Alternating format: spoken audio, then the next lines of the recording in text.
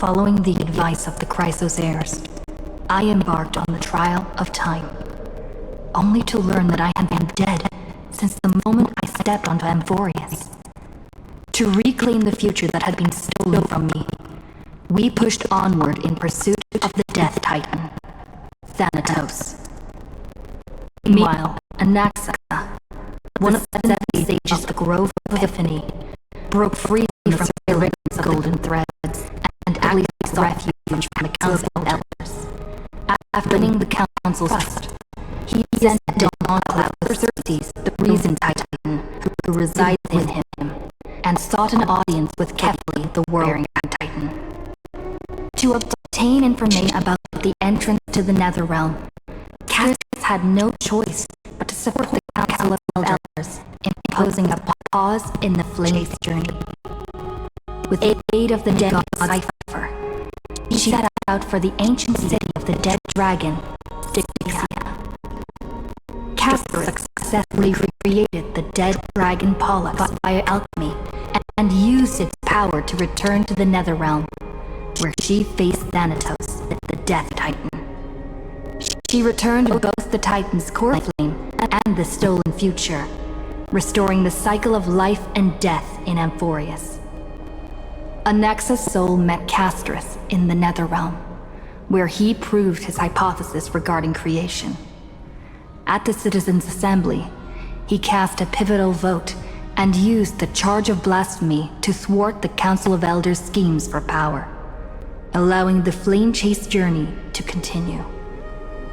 After returning Circe's core flame, Anaxa's physical body completely disappeared. With this, the flame chase journey neared its conclusion, and all eyes turned skyward.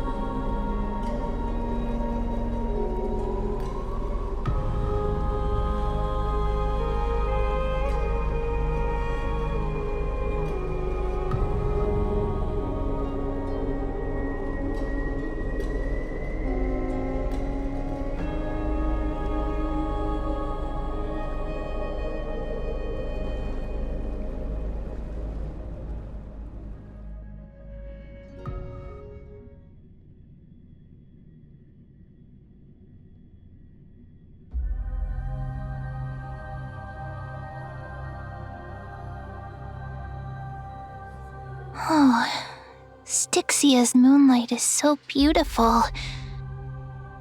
And the River of Souls is so quiet. It's like everything that happened was just a dream. I wonder if Cass is doing okay on the other side. If I write a letter and put it in a drift bottle, will she be able to read it?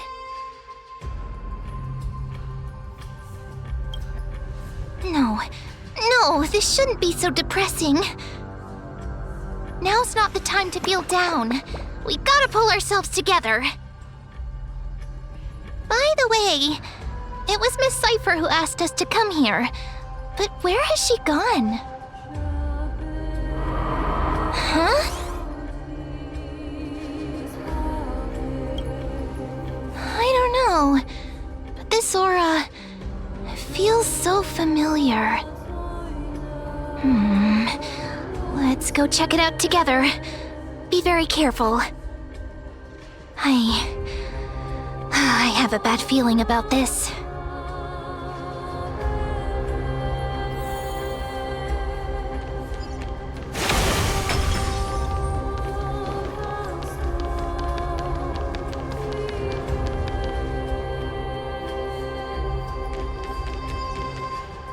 Hey, what's that on the ground?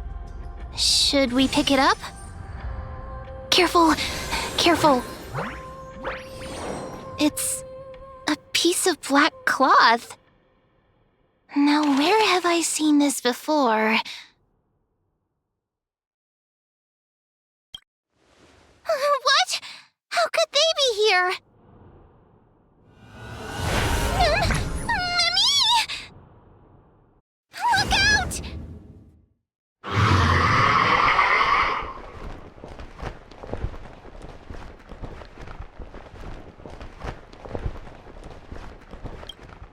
Wait!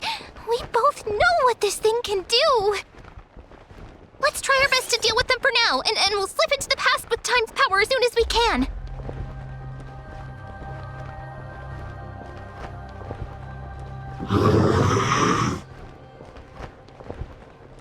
The River of Souls is full of fish, big and delicious. What?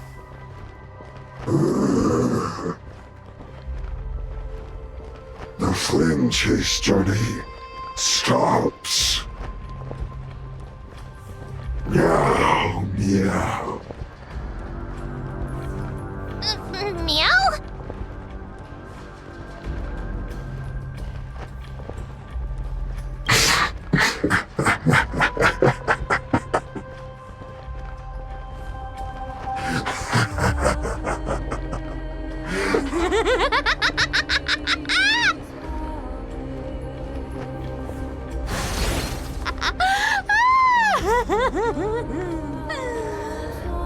Sorry, I couldn't pass on the chance to give you two a good scare.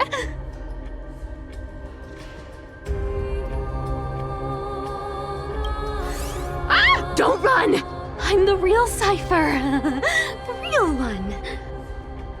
Come on, don't be upset. I'm just giving you a kind reminder that Emphorius isn't safe at all. The whole place is full of dangers, including that swordmaster. Make sure you stay on your toes, no matter where you are.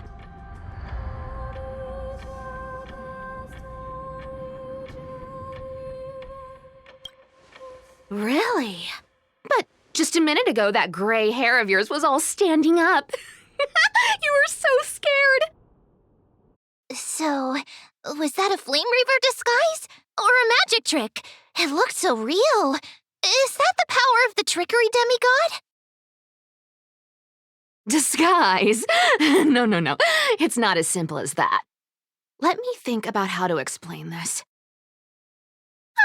For example, what did you think when you realized that piece of cloth came from the Flame Reaver's cloak? We thought that maybe the Flame Reaver was around here somewhere? That's right. And then you heard some footsteps. What did you think when that happened? We thought it must be the Flame Reaver coming this way. Yep, exactly. I just used some hints and, mental suggestions to help you believe in a lie. Lies are what Zagreus is best at. If everyone believes in a lie, then it becomes reality. Power to make lies into reality? That's got all my hair standing up.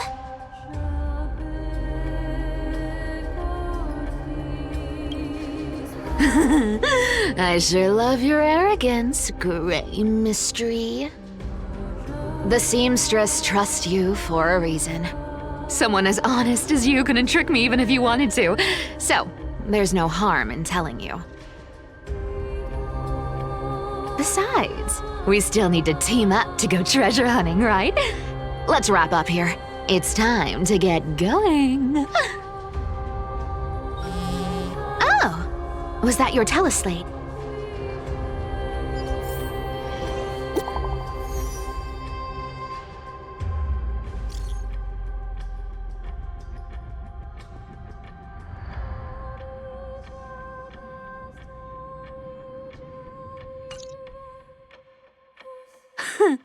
Aren't you a popular one? But I got to you first, so help me with the treasures, and then I'll send you two to the grove.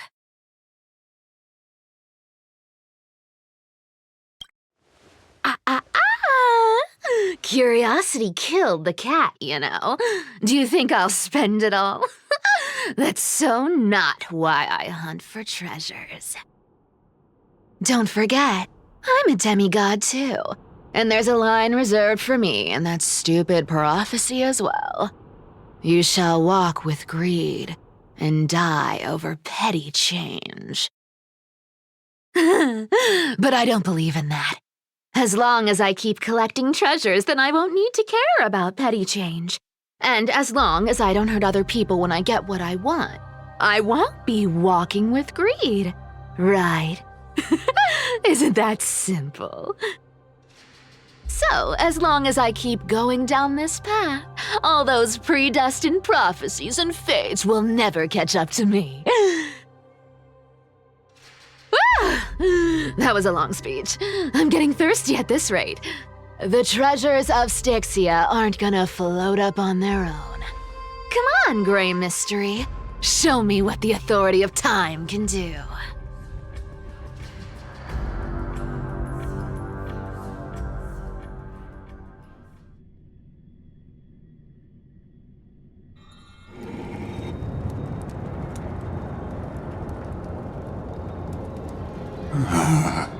So, this is the car of the Astral Express you've spoken of.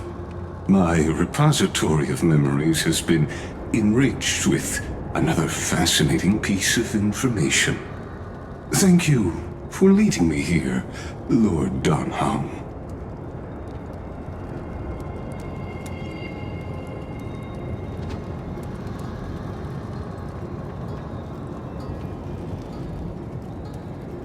Archimans hold wisdom and knowledge in high esteem. If the citizens knew of your origins, I'm sure more would be intrigued by the Trailblaze. Sadly, discussions about the world beyond the sky remain taboo. It's been quite some time since you first arrived in Arkham. Presumably, you've been looking for a way to leave ever since.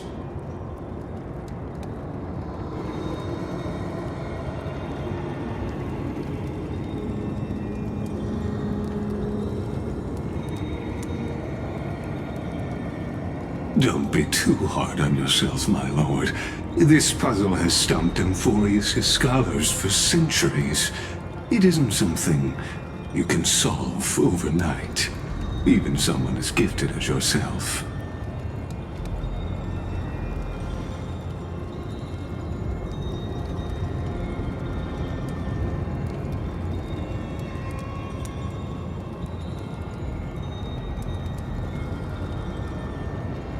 Exactly. Of the 12 Titans of Amphorius, Aquila is known for being the most capricious. The weather itself reflects their mood. Tranquil sunshine, mournful rain. Aquila's breath is a brisk wind, and their cries resound as thunder in a storm.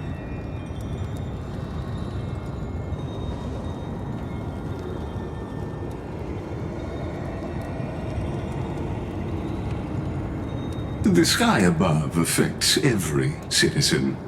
It's clear that Lady Aglaya's decision to confront Aquila at the end of the Flame Chase journey was a carefully considered strategy.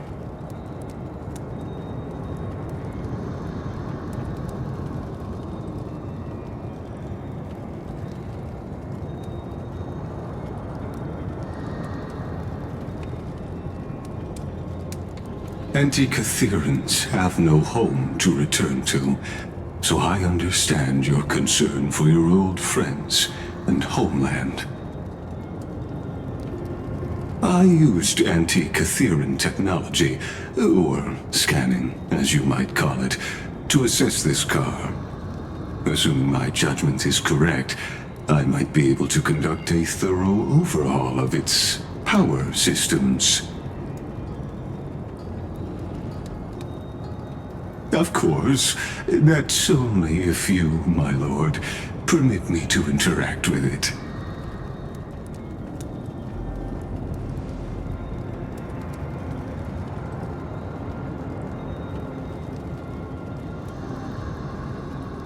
You honor me with your trust.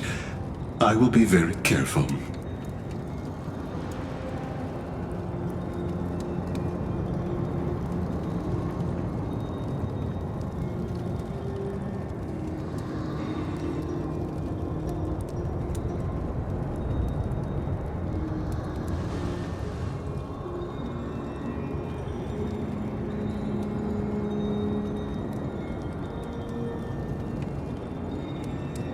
Not exactly, but we Antikytherans are inherently sensitive to machinery. Carefully endowed our kind with a unique advantage for analyzing and learning. If you give me some time, I might be able to fully restore this damaged car to its former glory.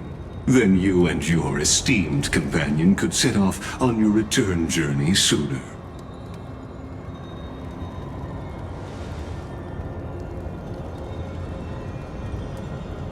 Hypothetically, Lord Donham, if I could open up a path out of Amphorius that circumvents Aquila's divine punishment, would you consider ceasing your support for the Flame Chase journey?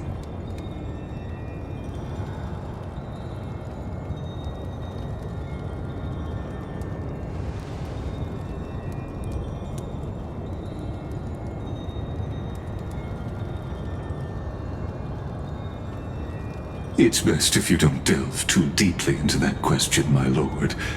All you need to know is, I can make it happen.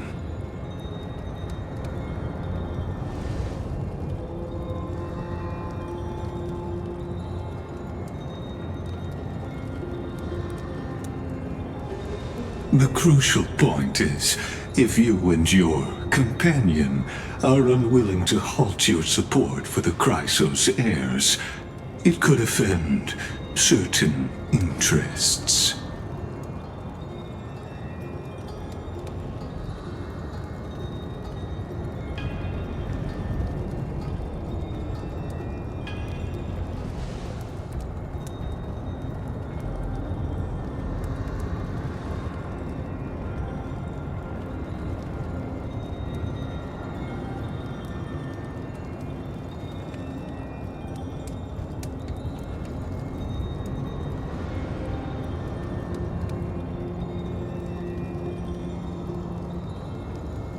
Your prudence impresses me, just as expected.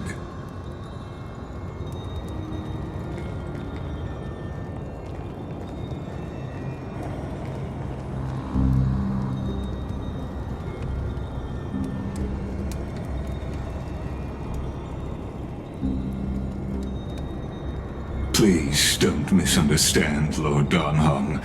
As the Theoros, I have no allegiance to their plans, nor am I obliged to obstruct them. I am neutral.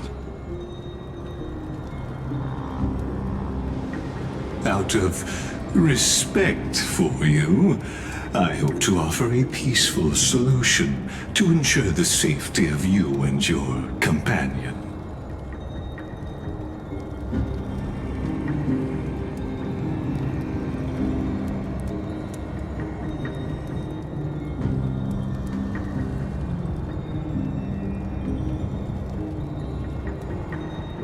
I will not. As I said, I remain neutral. Are you asking this because you plan to refuse my offer and continue supporting the Chrysos heirs?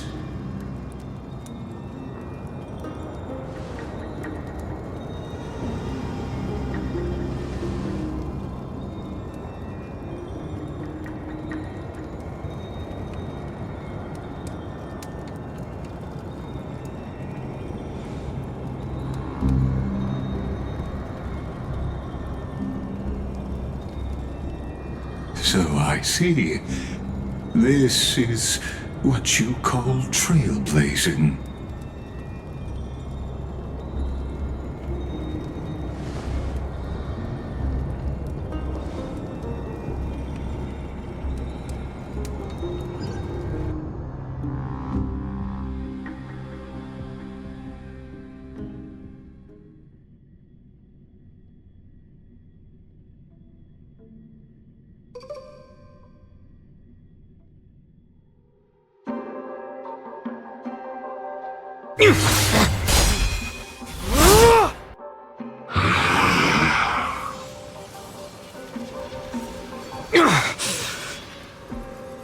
You have such overwhelming power, so why?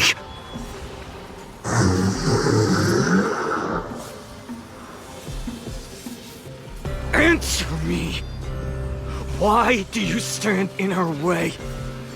Why do you want to take the core flames?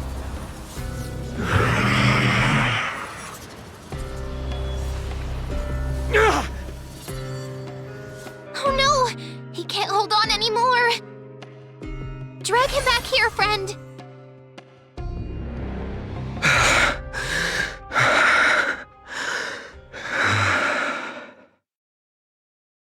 Are you okay? I'm okay. I can handle that kind of hit now. But a few months ago, that would have knocked me out. Thanks for worrying, buddy. Thanks for the help. To face Aquila and other potential threats, I must sharpen myself with the most aggressive methods. Even so, it's impressive you thought of this training method. Battling the phantoms of the past in the River of Time? It's just like the hyperbolic time sanctum that the bards describe. It's working pretty well, wouldn't you say? But combat isn't just about strength and skill. You also need the right weapon. Compared to that guy's weapon, mine feels like I'm swinging a lump of iron. I can't tell you how many swords I've gone through since the training began.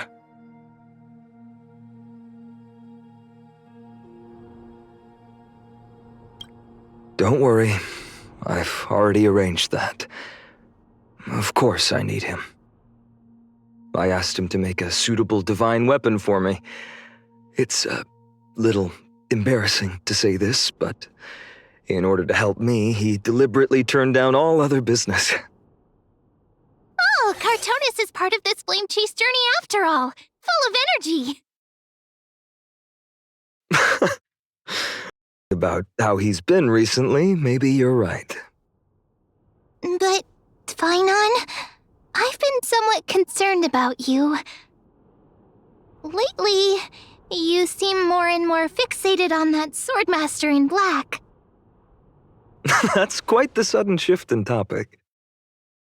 I've been holding this question in for a long time. You're getting stronger, but seeds of unrest are also growing in me. Don't worry. I'm not wielding my sword for revenge. She's been through Nikador's trial and understands. Those who can't walk out of the shadows of their past are ultimately weak. Times have changed. The responsibility I bear is both precious and fragile. I wield my sword for the future of Amphorius. I will not let hatred cloud my judgment again and neglect my duties.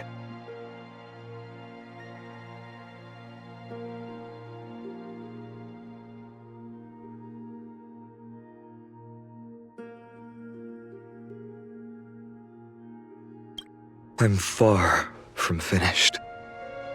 I must continue sharpening my skills until I can match their strength. Every time I say something, things get so serious. I don't want to be the person who keeps bringing the mood down. I'm out of energy for training today. How about we go to the library of Philia to lighten the mood? Sure, that's what I've been looking forward to. We deserve to enjoy ourselves after all the hard work. Today, I'm definitely going to...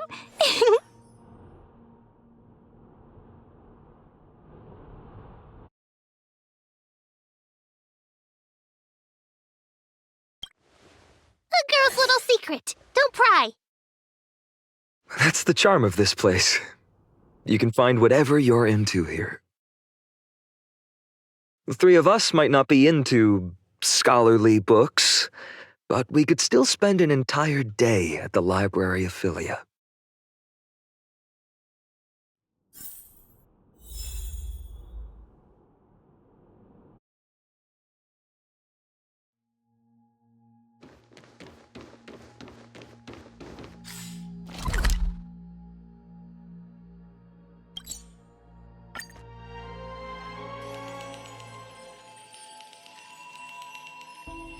Here we are! Where was that slate last time?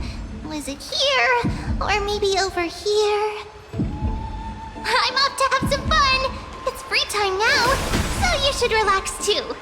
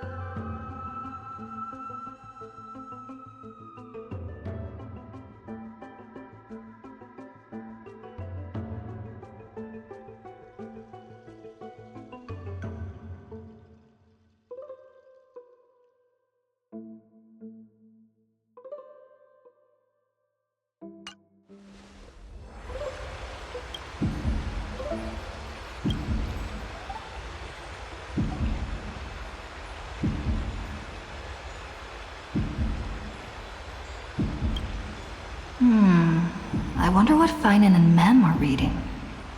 Let's take a closer look.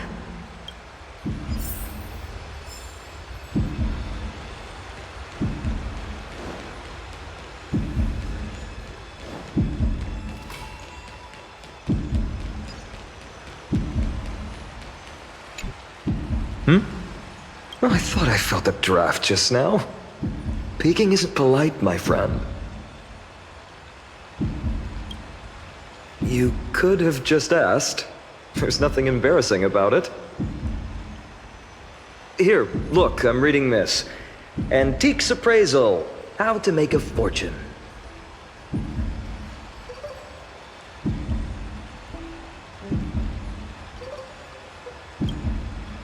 You didn't know? After all this time we've known each other. That pains me. I've spent a lot of time pondering how Aglaia became such an effective leader. Beyond the intangible qualities like personality and ethics, a major reason is her family wealth. That's the perk of growing up in a big city, isn't it? For those of us in the sticks, luck doesn't come as easily. It's 30% grind, 70% fate. Oops, I talked too much. As a leader, you need both integrity and... integrity and skill.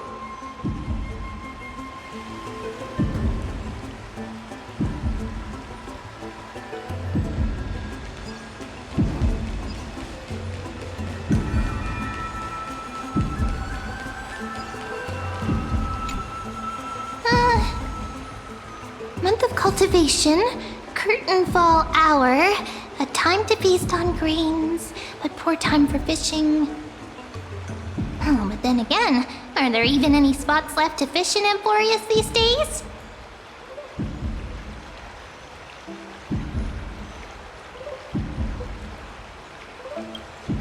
Ah, you scared me! Bursting into someone's world like that can really catch them off guard. Well, no more jokes. There's nothing here.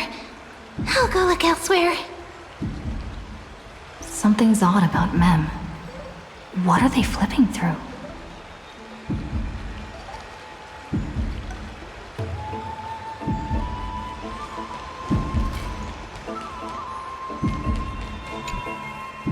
Oh, these cards are so detailed and fine. Ruler, weaver, traveler, healer. But the interpretation for each card is so long. Do I have to memorize them all?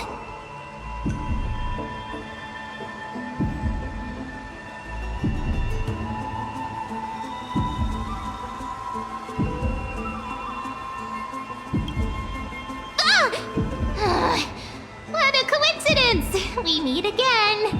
Guess we're fated to be together, huh? But you must be busy, so I won't bother you for now. Hope your day, every day, is joyful. So suspicious.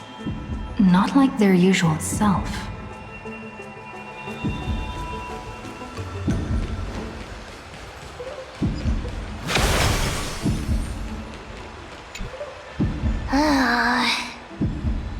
You sure are persistent. All right. I'm totally helpless against your charm. What are you guys chatting about? Is this the Amphorius Divination Compendium? Why are you here too? Sorry, seeing you two chasing each other around, I suddenly found my book not that appealing anymore. Never thought Mem would be into divination. But it's not exactly a niche hobby, so why all the secrecy? I wanted to set up a surprise! Master it in secret and give you all a shock. But getting caught halfway through, it's only natural I'd feel shy. A girl's heart is more delicate than Aquila's ever-changing moods.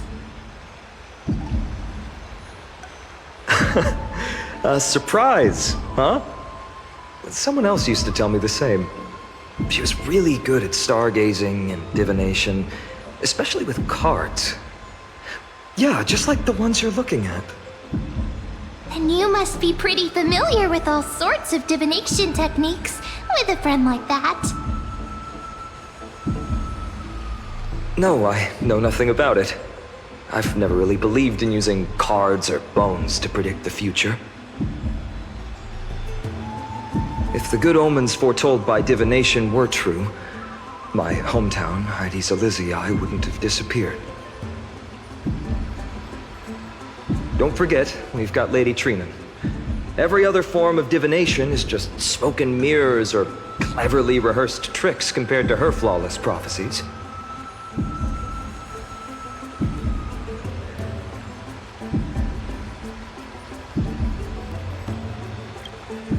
To me, divination could be a power that guides our spirits. Fate always casts a shadow in front of us, clouding our view of the future. That's why people turn to divination. It's just to find a small reason to give them courage to face the unknown.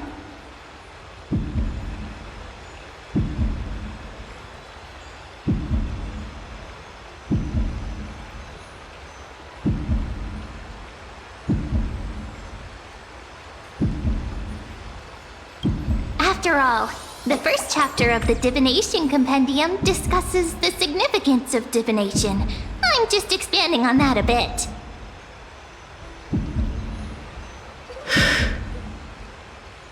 Strange. That person I knew used to say similar things. Looking back, whenever she interpreted a card for me, I couldn't help but feel uneasy. Even though I never believed in the outcomes. Maybe it was her tone. Cyrene. She could paint a complete fantasy so vividly, it utterly captivated me as a child. Right, I still carry a card she once used. Do you want to see it? Oh, wow! It's so exquisite! I'd love to have a card like that.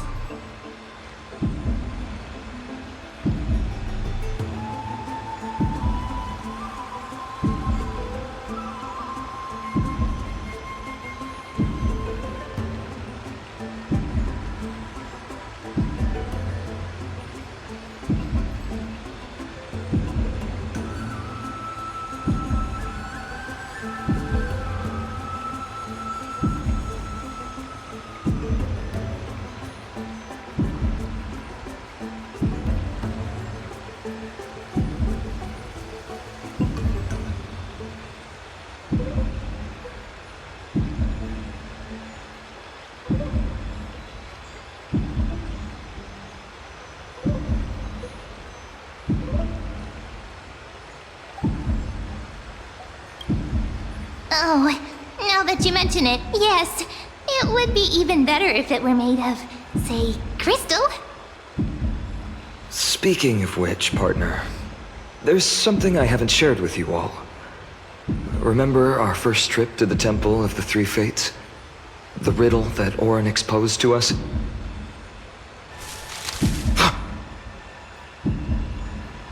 Who's there?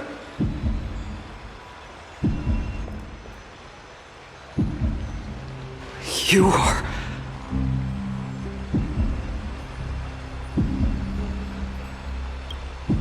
These folks are up to no good.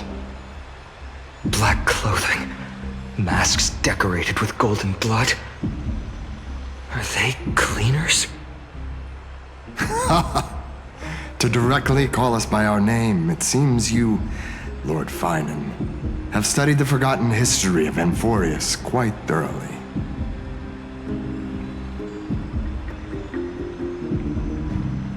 Your friend seems quite interested in us. Perhaps you could explain, Lord Finan. It would be the polite thing. We can't let our esteemed guests pass away without understanding. During the Chrysos War, to combat the Chrysos heirs, several cities formed an underground assassin squad called the Cleaners. Their task was to erase anyone with golden blood from existence. Assassination, poisoning, political persecution. They would do anything to achieve their objective.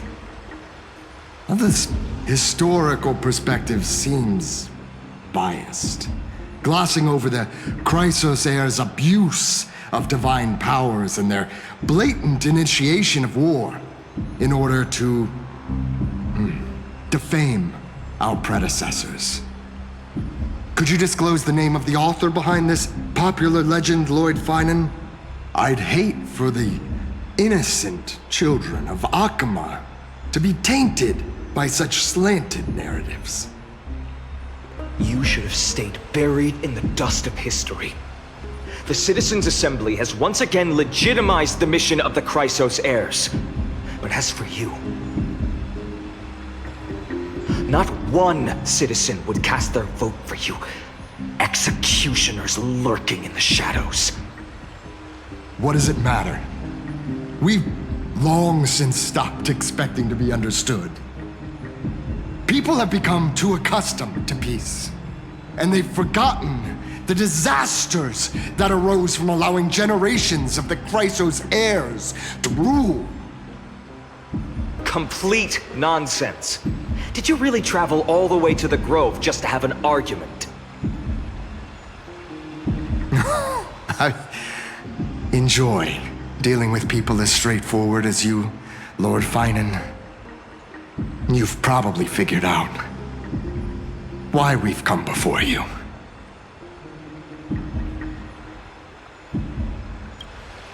Keep your cool, partner. They've come out of the shadows, which suggests they have something up their sleeves. All right, let's hear it. What are you hiding? But watch your language and don't say anything you might regret. My shoulders might be sore and my sword a tad dull, but it's still enough to slice off your tongues.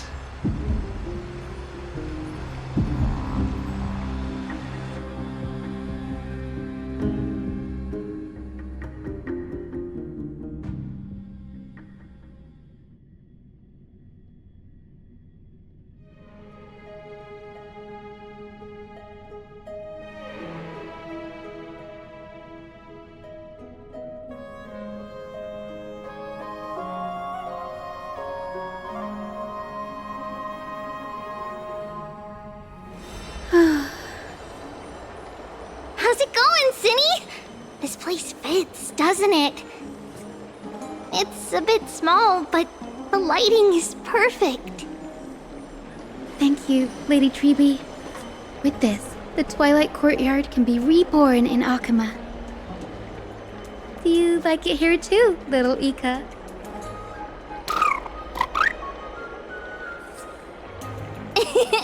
It's so bright here. Maybe you should rename it? How about Luminous Courtyard?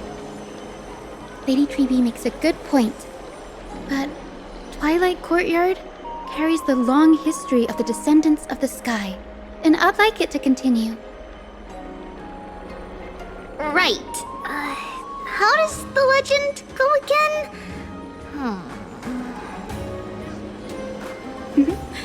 Even Lady Treby forgets things. We just haven't prepared lessons in a while now, so we're a bit rusty. Just give us some time and we'll remember. Ah! Now we remember. Kremnos and the Firmament, Volume 3, Section 5. With Celiosi, the Day Thunder Knight, striking down the Eye of Twilight, the divine war between Nikador and Aquila, which spanned centuries, came to an end. Thereafter, the Skyfolk gradually declined. Numerous sky fortresses were abandoned, and their descendants began to establish themselves on the land. Finally, those descended from Celiosi the Day Thunder Knight were welcomed by the scholars under Circes and established the Twilight Courtyard in the Grove. The historical records seem slightly at odds with our memories, but the details from that time have become somewhat hazy to us.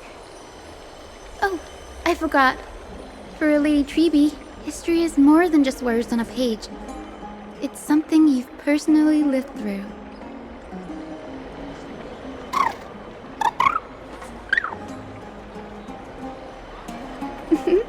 Little Ika loves listening to the stories from the legends. I'm sure you're also imagining one day you'll be as awe-inspiring as the winged beasts by Celiosi's side. That day will come. I believe it. Just keep growing. Lord Crediros? Miss Hyacinth. And Lady Treby. Good to see you're doing all right. I heard from the citizens you were nearby and came to check. Doing all right. What's going on, Crediros? There's been another violent incident at the market. A shop was smashed and looted. It's the third time this week. How can this be? I always thought that with Lady Aglaya here, Akama would remain peaceful. That was true in the past. But these days, forgive my bluntness, her senses may not be as sharp as they once were. Aggie. In my opinion, malevolent forces have noticed the slack in the golden threads and are now plotting to exploit the opportunity. The Citizens' Assembly just wrapped up. Why is there still unrest? The Chrysos heirs won by only one vote, Lady Treby. From my years of experience, a narrow victory often walks hand in hand with unrest. Trouble! Miss Hyacinth! Trouble! Clementine. Take a breath. What's going on? Please! Something terrible has happened at Marmorial Palace! What is it, Doctor? Calm yourself and talk us through. Lady Aglaya! It's Lady Aglaya who's in trouble.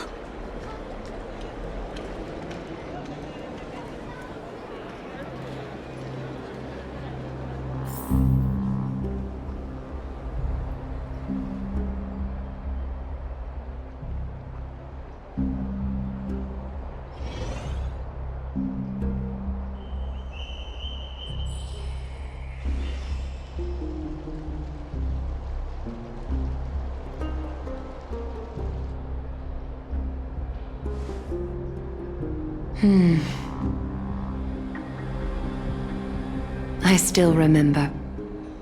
This bath that overlooks the entire palace was built by the Council of Elders 900 years ago. Its purpose was to commemorate the first flame chase journey and to remember the heroes who made great sacrifices for Amphorius a millennium ago. Rules were set then. No one was allowed to enter, apart from guests invited by the Gold Weaver. But, I guess, you're no longer pretending to follow the rules, are you, Lady Kindness?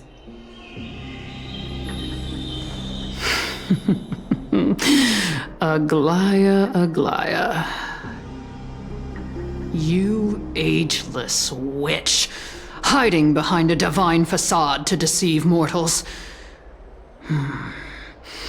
We've been far too kind with you. Kind? There's no need to use such a word to cover up your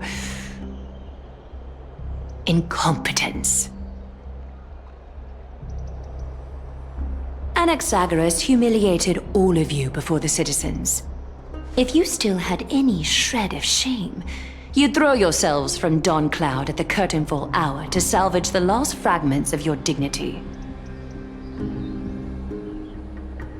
Demigod, why not gaze into the water's reflection and see the wretched face you wear now? These days you're not only blind, but also deaf. The cleaners were born for this moment. When all orders, rules, and laws fail to restrain you, it's time for the dagger to pass judgment. If you're in such a hurry, give it a try. Going toe-to-toe with a demigod? We're not that foolish. The dagger isn't at your throat, but...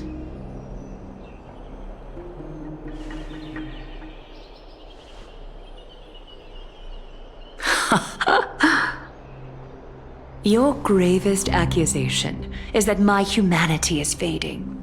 And you claim my concern for mortal joys and sorrows is nothing but a facade. If that accusation holds, what makes you think the lives of these civilians will sway me in the slightest?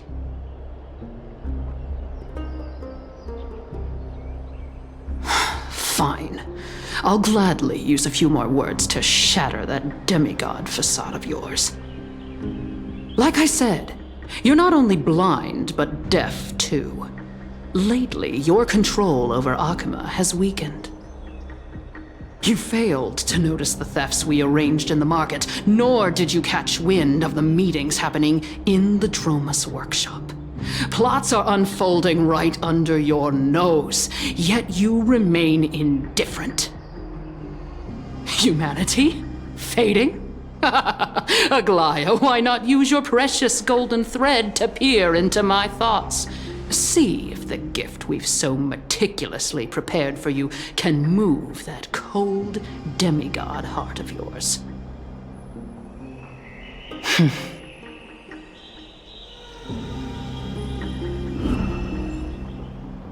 In this moment, I only regret not being more ruthless.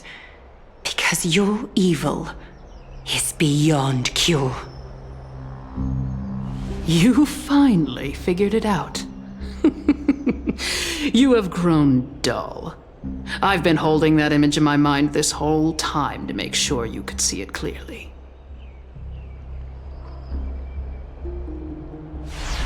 I want you to have this knucklebone talisman, Big Sis. I hope it brings you luck every day and keeps you safe from bullies. That girl who can't speak or hear. What if she accidentally lost her eyes too? You know better than anyone what it feels like to lose your sight. Imagine if 1,000 years ago you, already blind, had also lost your voice and hearing in your youth. Would you still have become the Aglaia you are today? Look at those broken, pleading eyes. How disappointing. We overestimated your cunning. If this plan fails, we still have dozens of splendid parting gifts prepared. Demigod, would you like to hear about them? I thought I could buy some more time. In these 1,000 years, I've witnessed the fall of 10 titans. From my naive arrogance at the beginning to slowly learning how to guide others.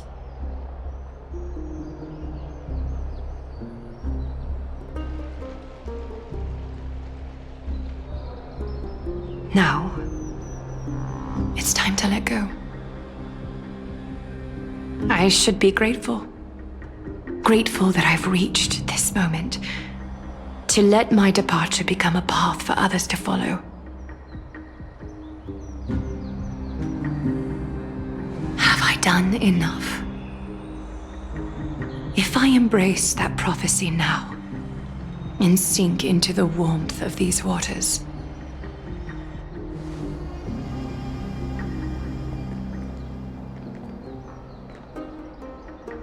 will the wandering wind stop to mourn me, Cyphra?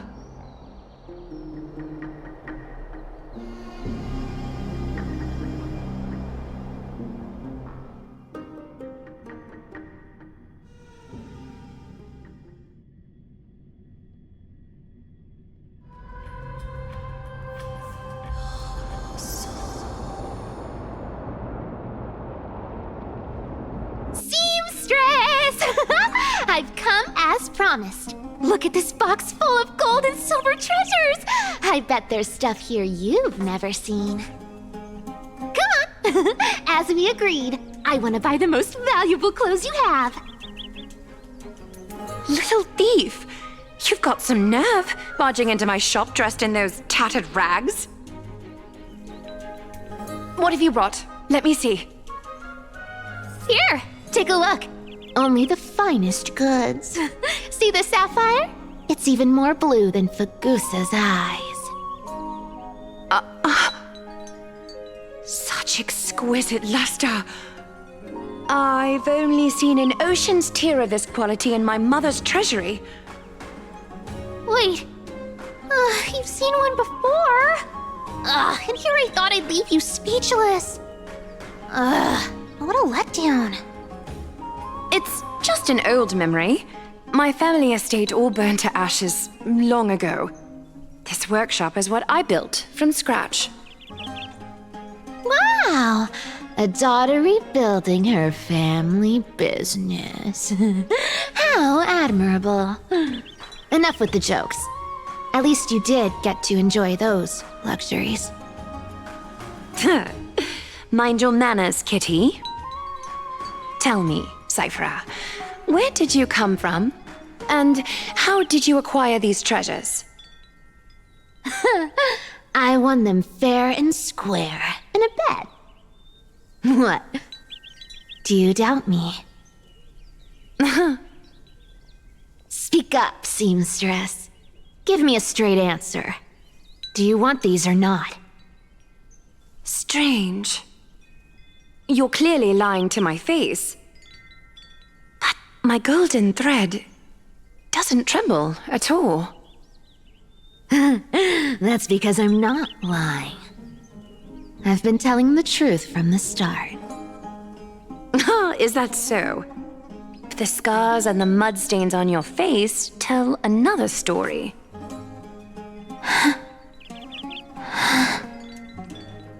Come on. Can't we just do business without all this chatter? Don't worry. I didn't leave any evidence, so no one will bother you. How can I trust a word you say when you're so skilled at lying? Dealing with you rich people is such a pain. Always wasting my time. Fine, if you don't want it. There are plenty of others who do. Hold on. Your treasure? I'll accept it. But these alone aren't enough to purchase the Gold Weaver's finest clothes. That said, I do have something that would suit you perfectly. Oh. What do you have in mind? Look. Come a bit closer. Oh, it's shimmering gold. Absolutely stunning. These golden boots are the Gold Weaver's greatest treasures. Though not as valuable as the most precious gowns, they hold a magical power. Legend has it that Zagreus blessed these boots, allowing anyone who wears them to move swiftly and silently. Put them on, Cyphra, and don't get caught again.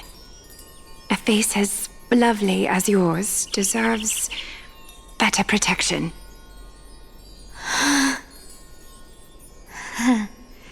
You rich folks just love sticking your noses in everything, don't you? Well, I'm taking these now, so don't get any second thoughts.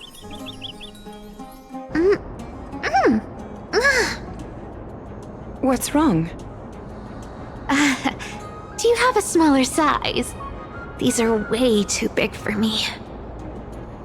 Well, I suppose you'll have to grow into them.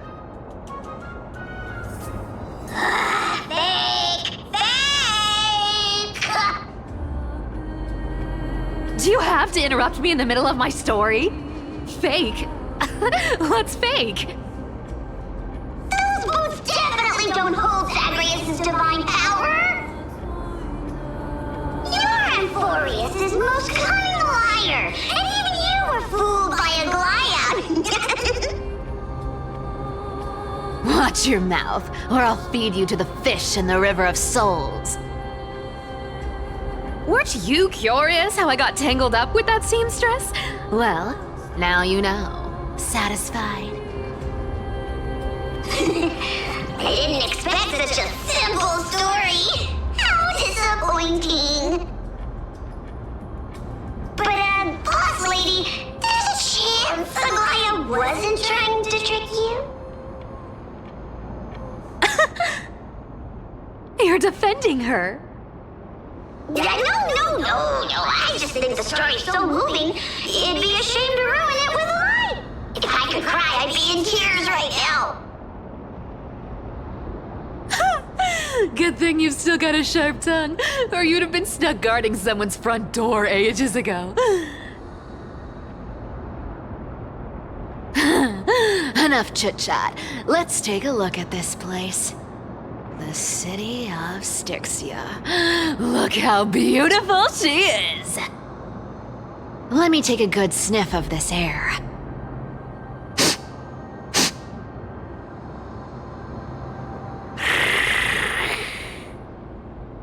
This air, it's filled with the scent of treasure everywhere. Wonderful! Just wonderful. Thanks to Castorus and Grey Mystery, the ancient city's barrier was finally dispelled. Now that I think about it, helping them was well worth it. Time for treasure hunting, Barto! Lead the way, and whatever we find, we'll split 80-20. Well, I have a suggestion. How about 70-30 instead? Listen closely. Do you hear that? The gnawfish in the River of Souls are growling with hunger.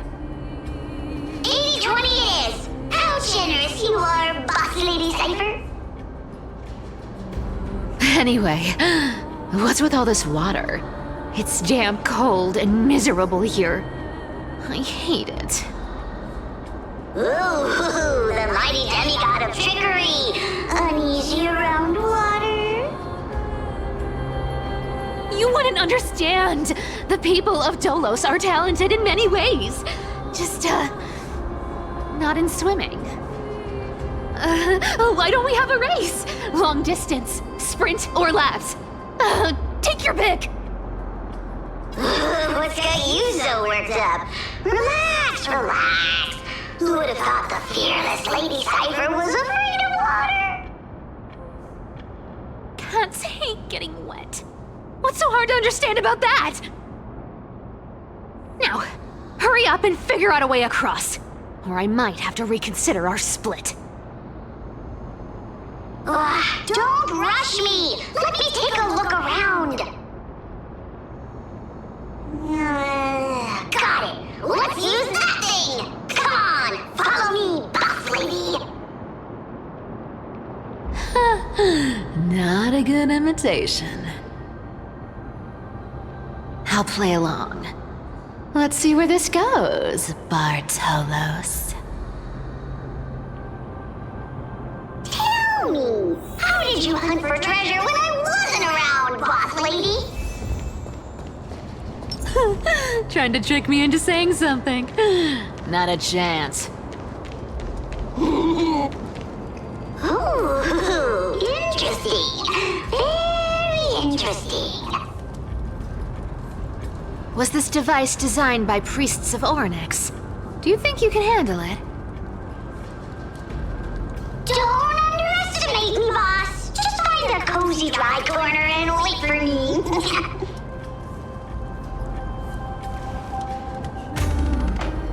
Mission accomplished. Now you don't have to worry about your tail getting wet. Not bad, but just a warning. If this thing fails while we're halfway through the water... Don't worry, trust me. For that sweet 20% cut of the loot, I'll make sure you're taken care of.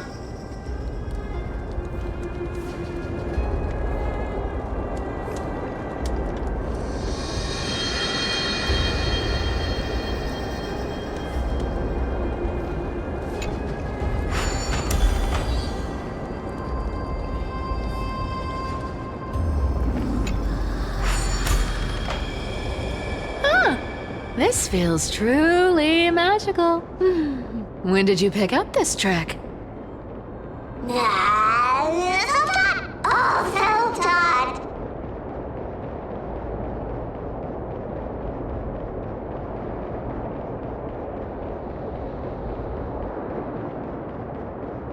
We're here. Can we turn off this spotlight now? It's really blinding. No problem. Just use the device over there to shut it off.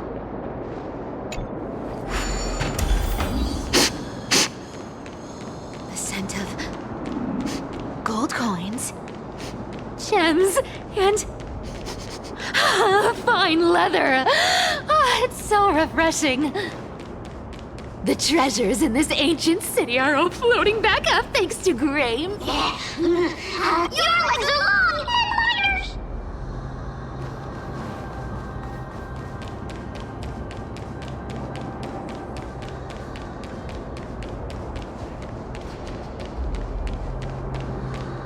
Yes, right here.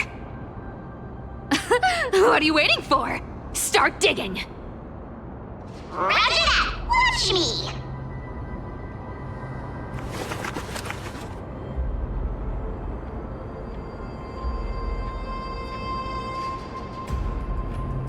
Wow!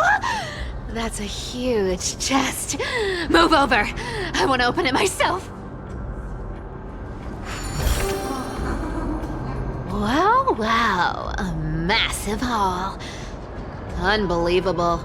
It's hard to imagine the kind of luxurious life the people of Styxia once led. As expected for a realm of Fagusa's disciples.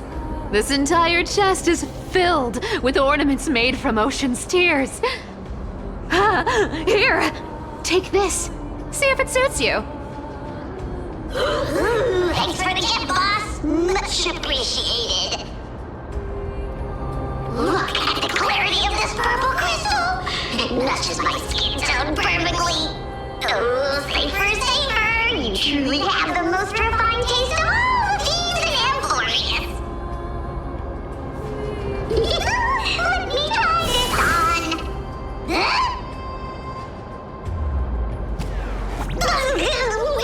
Where is my treasure?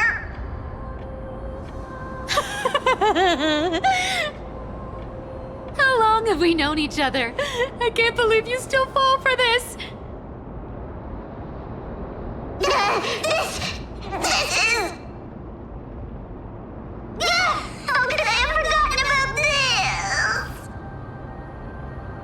I'll believe it is true, and a lie becomes reality. What a convenient ability. The demigod of trickery's divine gift. Far more practical than any golden thread or teleporter. All right, enough fooling around. Here's the real thing. Lead the way.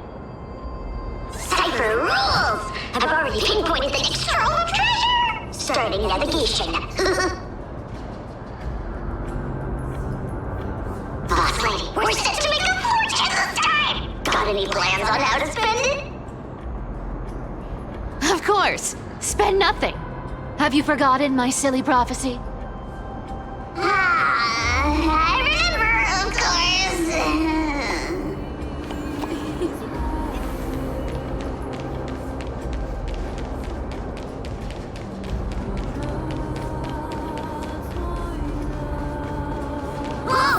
Isn't that like...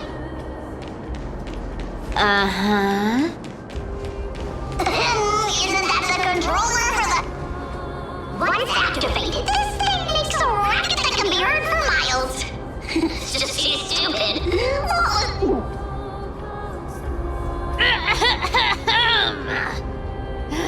Seriously, what was the Titan thinking when they came up with this thing? Hey! If you don't want the trickery to be exposed, you'd better start by keeping your mouth shut. What do you say? Boss lady, you're absolutely right. I'll be careful with my words.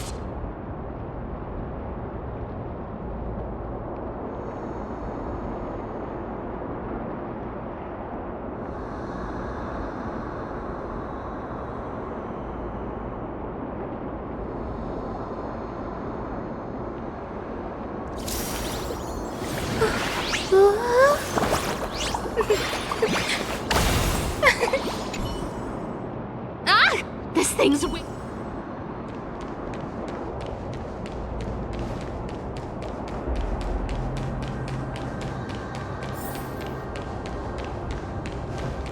Here we go round the river of souls. Spirit thief goes, spirit thief goes. There's a big guy guarding this place. Yeah, big and dumb. Just a pure lump of stupidity.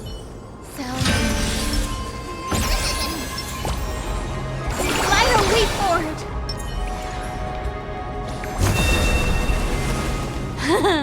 Look at its face. Oh my, how could something be so ugly? Yeah, so ugly. Ugly enough to make even me, a little imp without a digestive system, feel nauseous. If that ugly brute messes up my face, even the stoic Talantin might end up shedding a tear. Indeed, that would be heartbreaking. Clearly running away is the sensible choice. So, how about you take the front? I'll attack from the side. Right. Fleeing fits a rogue nature. Huh?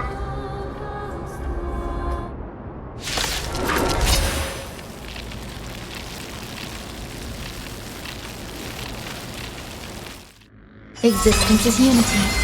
Let's try it this other way. All will be swept away by the wind. I choose you! Show me the way! As you wish. Embrace a new life. May death protect us!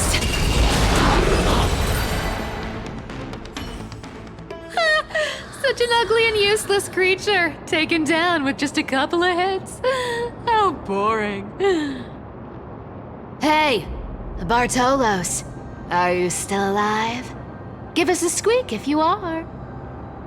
Here! Squeak! Look at you, all shaken up. Can't handle even this bit of action. It should be safe here now. Get to work. Aye, aye, Boss Lady Cypher.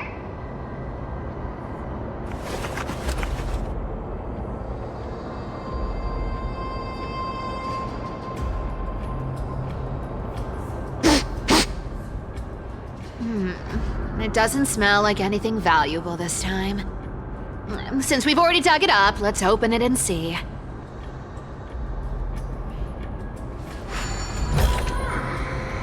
Huh. Is this?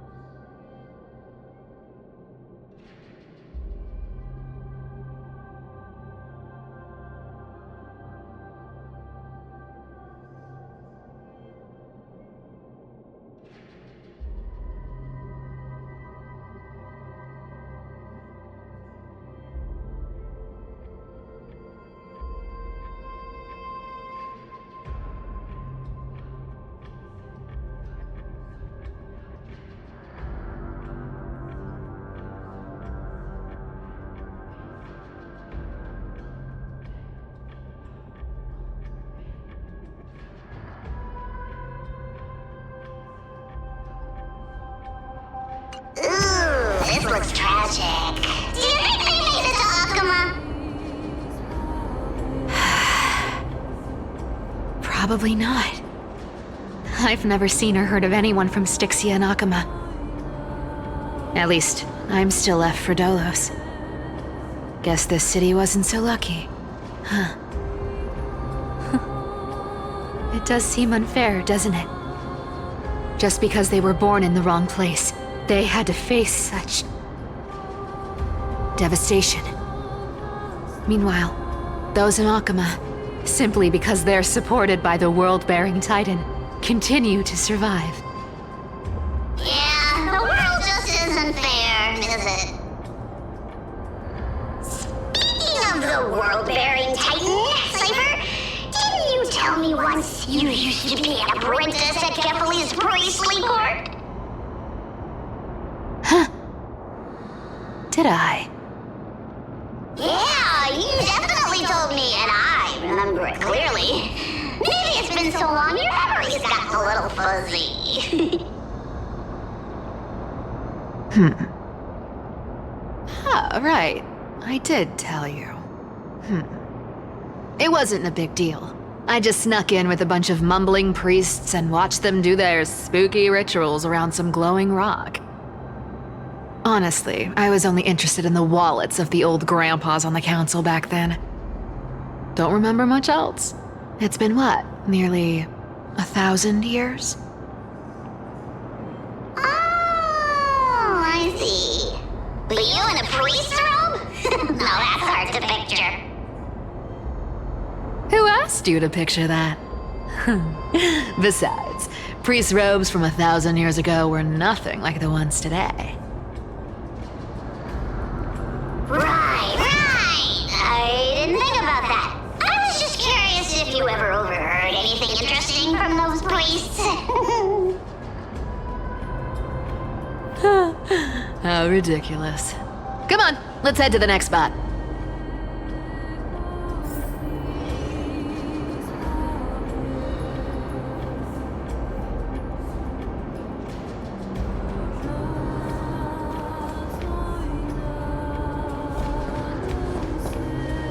Where did this roadblock come from? Ugh, this is so annoying. The treasure is right in front of us.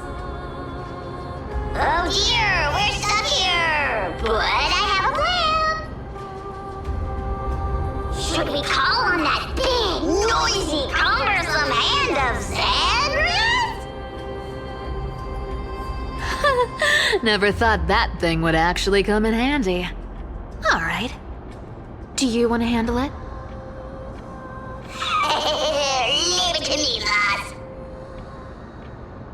I don't need a controller. After all, you know.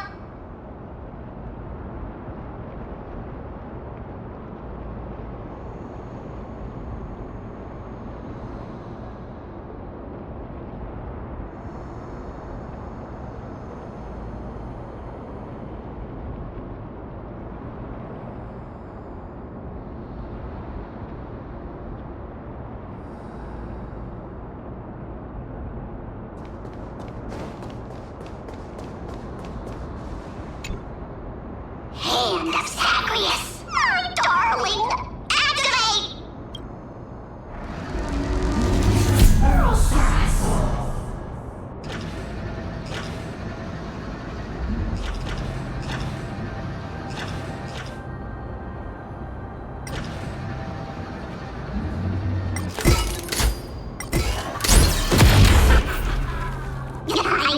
Looks like a charm.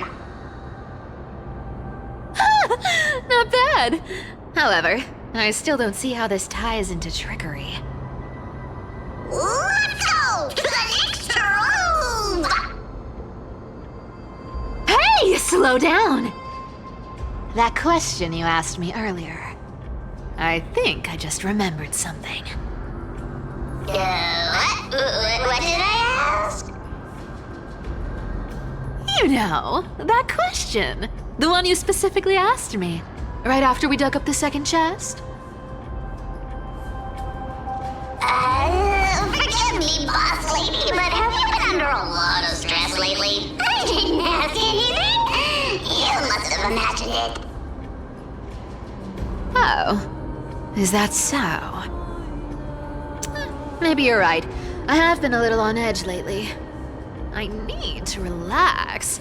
All right, let's move on to the next treasure trove. Treasure, let's go!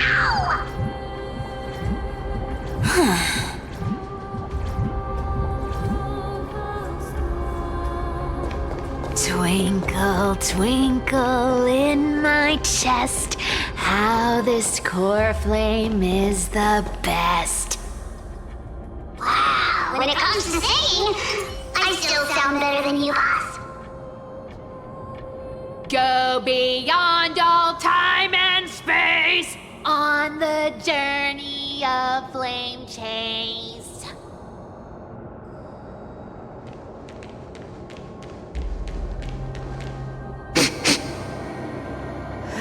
This scent feels like something incredible is buried here. Incredible indeed! If even Boss Lady says so, how could I not be excited? Do I need to give instructions here? Get digging.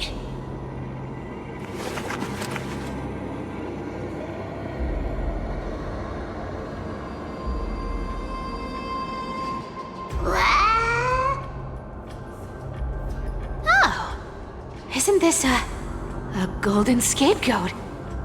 Interesting. Looks like whoever buried this treasure wanted to play a little game with us.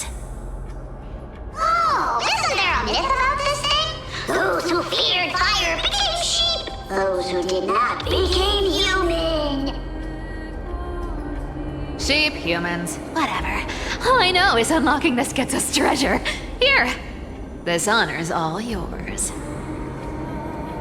Puzzles and tricks are right up my alley. Just leave it to little old me.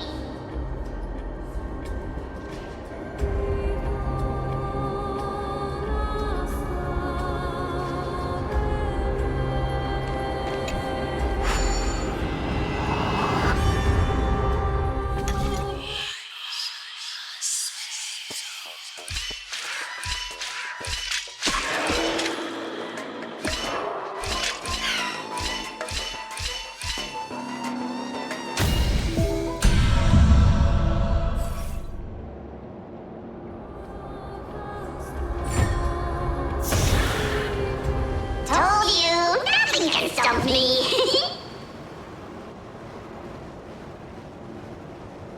Cypher, it's your turn now. Stop! Stay there, and don't turn around. Huh? What do you mean?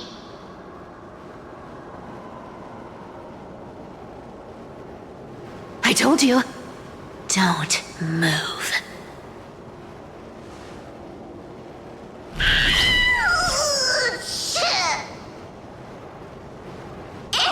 My poor old back. What are you doing? Shh, quiet. Don't say anything unnecessary. That seamstress. She's listening. What? Boss, do you mean? Stay put and keep quiet. I'll handle her. Whoa, whoa! Seamstress. Getting sneaky, aren't we? Did you think I wouldn't notice your little spies lurking around me?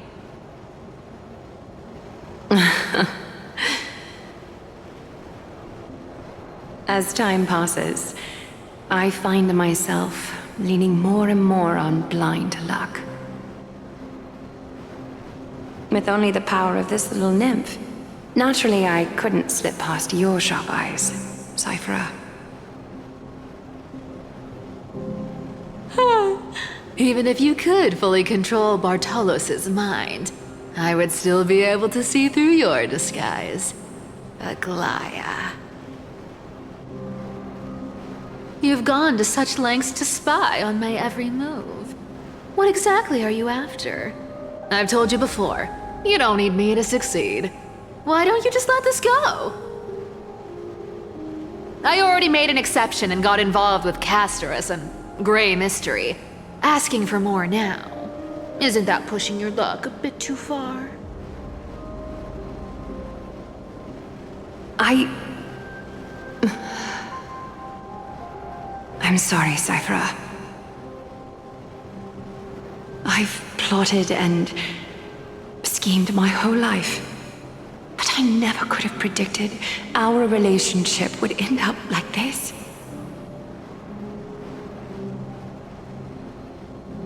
I've spent centuries trying to figure out where I went wrong, replaying every moment over and over. But you've never given me a chance to explain myself, face to face.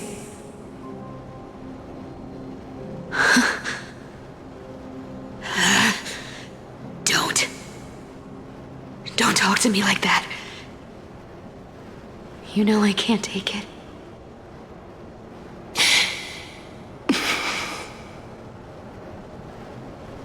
1,000 years ago, out of foolishness, I let my silence steal away the most beautiful sound I'd ever known.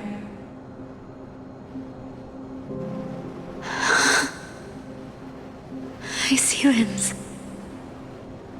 So this time, I must say this to you, even if it's all in vain.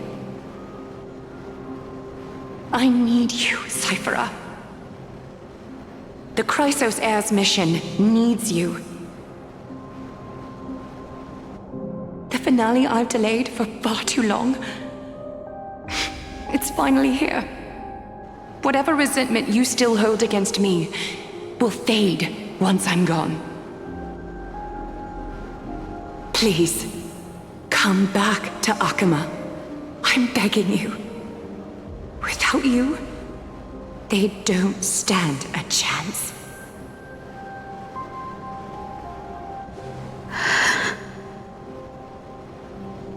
I'll think about it, seamstress.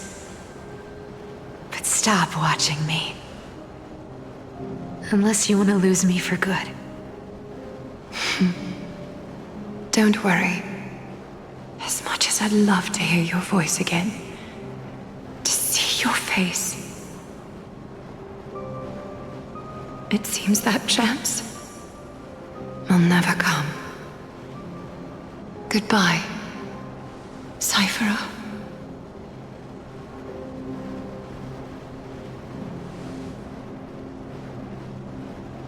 Goodbye, Aglaya.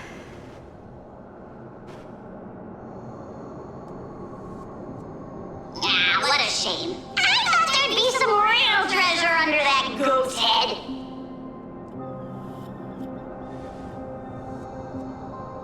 Turns out, everything in that chest was soaked in water from the River of Souls. Nothing valuable left. Those relics were once priceless. But time has eroded away all that they once were. Aww, hearing that from you makes it sound so sad. Wait, why am I getting all sentimental? I haven't even processed what just happened. That horrible woman. When did she... Oh! If you see her, let her know this. As demigods, we can't avoid our duties forever. Could it have been back then? When... Do you remember now? Looks like you don't need me to jog your memory. She must have slipped that nymph into your pocket while you were distracted. Don't underestimate that bug. It's every bit as dangerous as the seamstress's golden thread. Let your guard down for even a second, and it might take over. Make you spill secrets you'd never share otherwise. Whoa, that's like some brainwashing monster straight out of the Black Tide! Creepy. Boss, how did you realize something was wrong? I'm curious. What exactly did that nymph make me say? Actually, it gave itself away very early on. Speaking of the world-bearing titan, Cypher, didn't you tell me once you used to be an apprentice at Kefali's priestly court? We've been partners in crime for 1,000 years. We've talked about everything there is to talk about. Except for that one experience at Dawncloud. I never told you about that. I absolutely wouldn't have shared that with anyone. But, boss lady, there's a chance Aglaya wasn't trying to trick you? And as far as I know, the embodiment of trickery despises that golden thread which forces people to speak the truth. You'd never defend Aglaya. Isn't that right, Zagreus?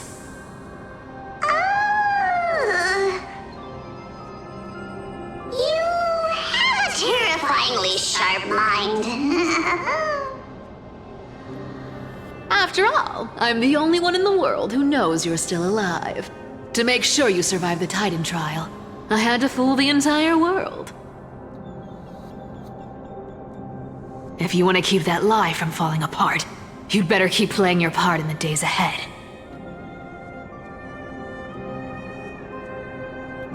Even if it weren't for saving my worthless little life, I'd still walk through fire for Cypher without hesitation. You may have been reduced to this form, but you still haven't lost your way with words. Speaking of which, Cypher, you're not taking that wicked woman's words to heart, are you? Life's been been pretty great lately. Why get into trouble now? Don't you think? Honestly, I've been thinking. Maybe a trip back now wouldn't be too bad. You're back again, Cyphera, your face. I need clothes. Anything. Just throw me something. A piece of cloth will do. Just enough to cover the wounds.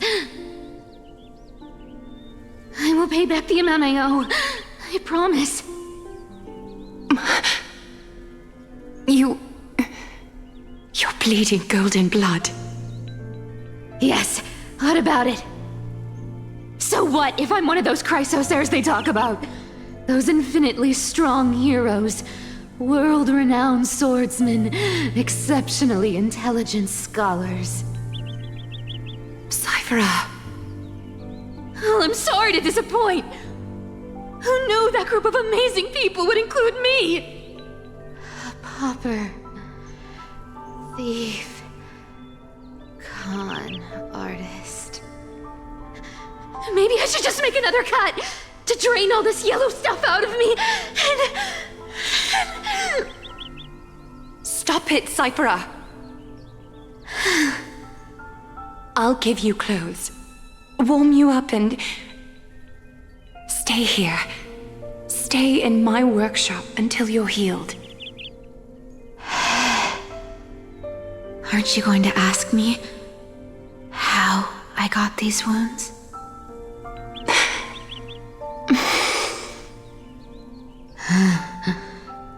Right. What's the use? I'm so good at lying. Even your golden thread can be fooled. If you can't verify the truth, why bother asking at all? I don't need to ask. Nor do I need to use the golden thread. I know everything you do is for survival, at all costs. Stay here. You won't have to deal with the cold or go hungry again. Stay by my side, and you can start putting yourself back together. Aren't you worried I'll ruin this place's reputation? Or that I might sneak off with your precious clothes and sell them? I wouldn't have invited you if I were worried about those things. You're weird, seamstress. You know, they say a child who often lies remains a liar for life. I've tried not to become a liar, but honestly, it's just too hard. I'm close to giving up. What makes you think I won't disappoint you? Because I can feel it. Not with the power of a demigod, but with the heart that beats in my chest. You love this place. That's why you keep coming by, but also why you hesitate to stay longer. You worry you'll tarnish the Gold Weaver name. After taking over Nestia's divine authority, I became used to letting the golden thread distinguish sincerity from falsehood. However, the mission I need to complete requires me to learn to trust and rely on my heart.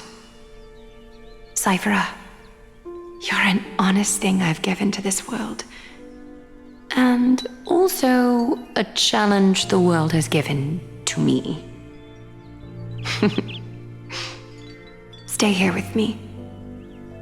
You have a beautiful face that deserves better than to be covered in scars and grime.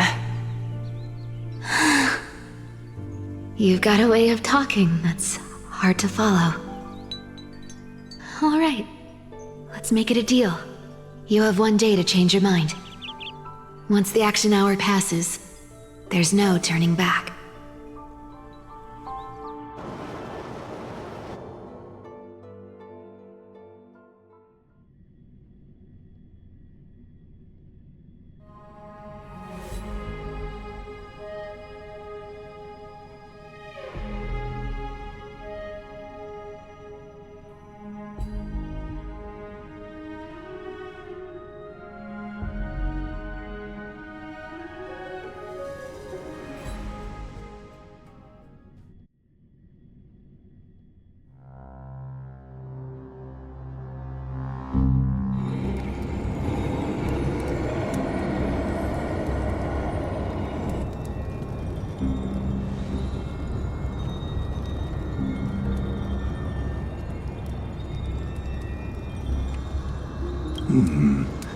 Pressure. Fear. Planting seeds of anxiety. It seems this is the strategy they've chosen.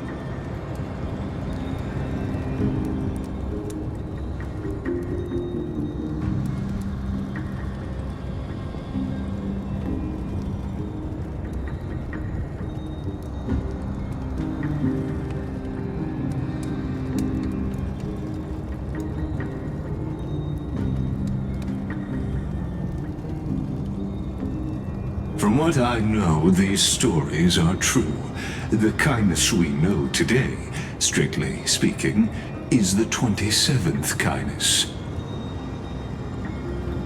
Objectively, the rise of the cleaners was both inevitable and necessary. Yet, their ruthless and twisted methods earned them nothing but disdain and condemnation from history.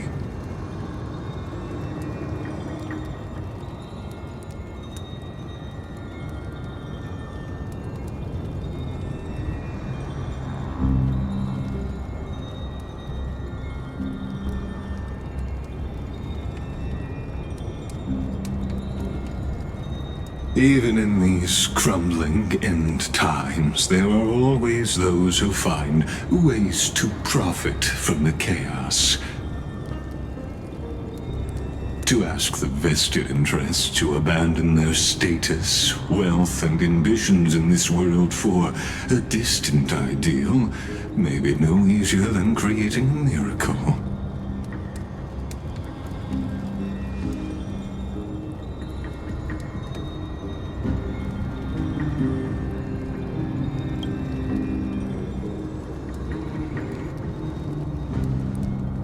There you are, Lord Donghung. We couldn't reach you on the teleslate, so the Holy City Guard almost assumed you two had met some terrible fate. You pests crawling in the shadows, back off. Your plot ends here. You played your hand. Run while you still can. It might be your only chance to survive. Stay away from Akama forever. If you set foot there again, the fury of its people will tear you apart. Because Aglaya is dead, and in the eyes of the Holy City citizens, her blood is on your hands.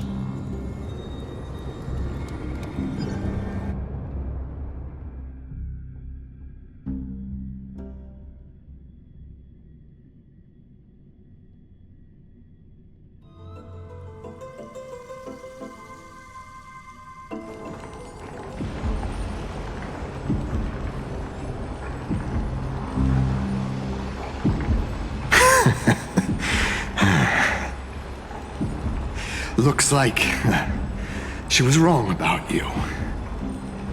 She? Are you talking about the mastermind behind all of this? Well, she thought you were weak. She believed that even when you were facing the evil that you claimed to oppose, you'd hesitate to strike. Misinterpreting mercy for weakness shows how arrogant and foolish your master is. They're still alive. With proper care, they'll pull through in a few days. But I must warn you, I haven't fought a human in ages. I can't guarantee I'll always be able to hold back. They're lucky they're still alive. If you feel as lucky as they are, try me.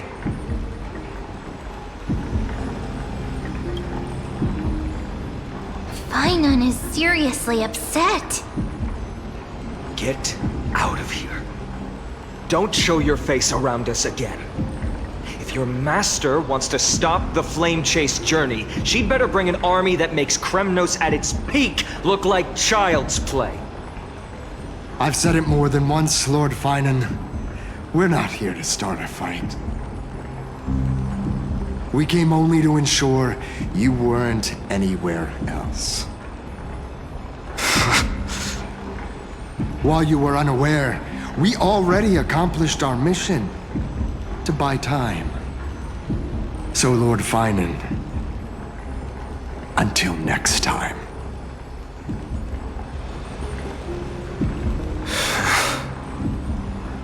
you okay? I'm fine. Anyone who uses innocent lives as bargaining chips has gone too far.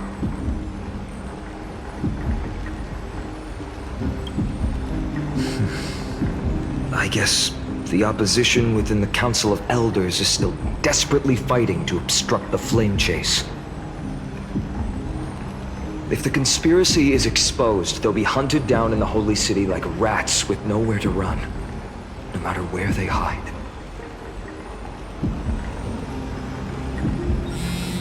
My teleslate.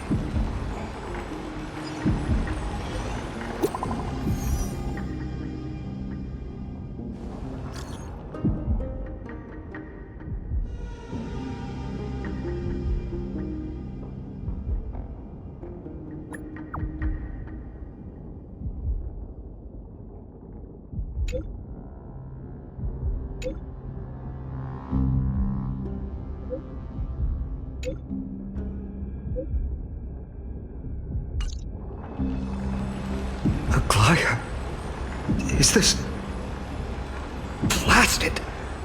Those guys...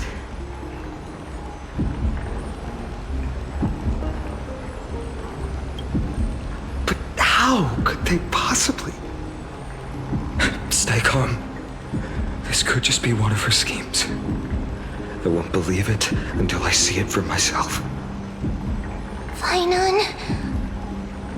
What should we do now? Stay on course. I'll contact Treeby and ask her to keep the citizens calm. We'll hurry back to Akama as fast as possible and assess the situation in the city. If we run into any enemies along the way,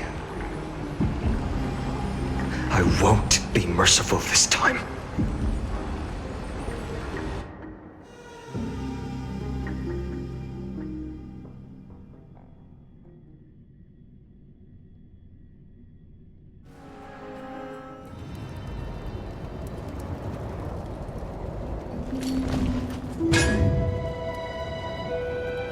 Cartonis?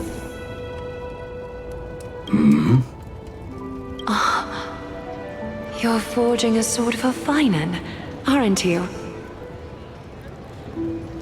I haven't seen you wield the hammer in so long. I couldn't help but be entranced by the sight.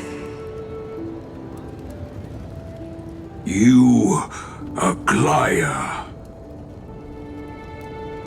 In this form, you come to me. It means... That's right. At this moment, my physical form is already shattered. My journey as a human in this world has come to an end. It's time to fulfill our pact. Of course. The pact I haven't forgotten. The thing I entrusted to you, do you still have it? Far too plain this vessel is. Not worthy of you. Do you still insist? I insist. Over the past 1,000 years, every piece of fabric I've worked with has been tainted by my cold divinity. It's made me hate their colors, texture, and scent. This ornament stands apart. It was a gift from a child. She was pure and kind. I often wished my childhood could have been like hers. How to say goodbye to everyone? Have you already planned? I'm afraid there's no such detailed plan at this time. I deeply regret not being able to say farewell to them, one by one. The moment has come. My departure will give them one less thing to worry about. This parting gift should help ease the regret of such a sudden goodbye.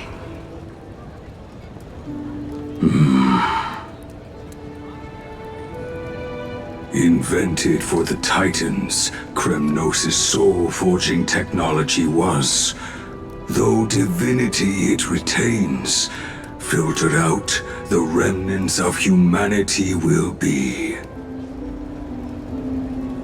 Is that what you want, Aglaya? You've confirmed this with me repeatedly. Yes, Cartonis. I need you to do this for me. Condense my divinity into this ornament. It might still be useful in the future to help them complete their mission. Selfless until the end.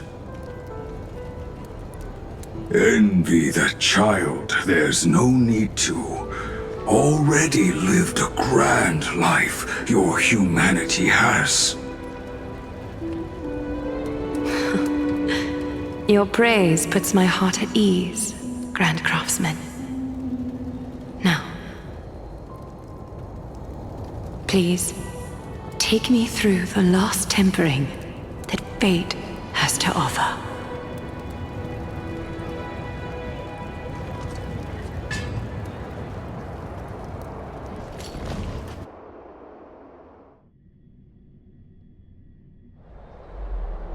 The city is silent, and tension is building with every passing second.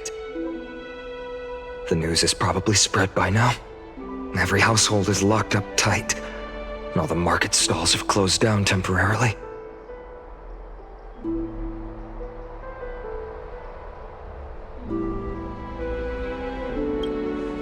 I hope so.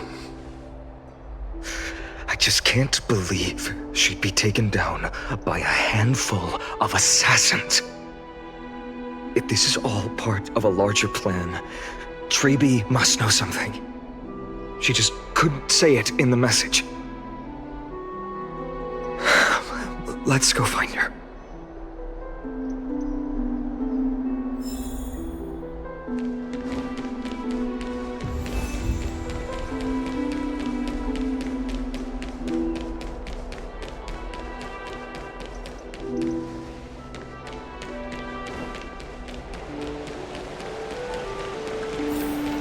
Came back before us.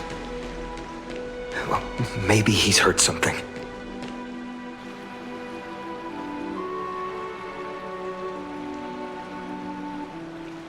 Don't worry. The cleaners didn't lay a hand on us. Lord Krateros, were you in the city when it happened? What exactly went down? Regrettably, no one knows the details of that moment. Eyewitnesses only saw... It's fine. Just tell me. Eyewitnesses at the Memorial Palace saw Aglaya fall from the Chrysos airbath.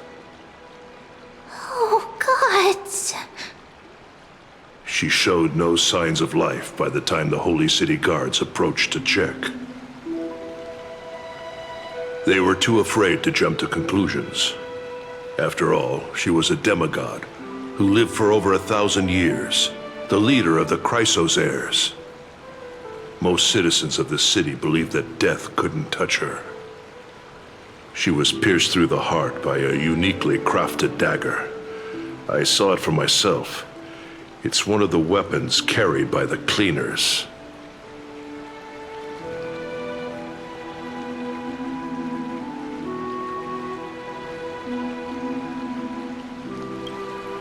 No, that doesn't make sense. The ones who appeared in the Grove, and those who confronted Dunhung in the Abyss, didn't immediately resort to violence. They were just watching and trying to intimidate. They didn't have any reason, nor the courage, to attack Aglaya. Perhaps...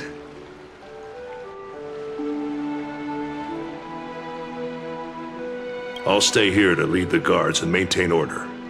Find out what happened, but don't take too long. With Aglaya gone, someone has to take her place and lead Akama. Also, Miss Hyacinth was the one who declared Aglaya dead. You might want to speak with her. Thank you, Lord Krateros.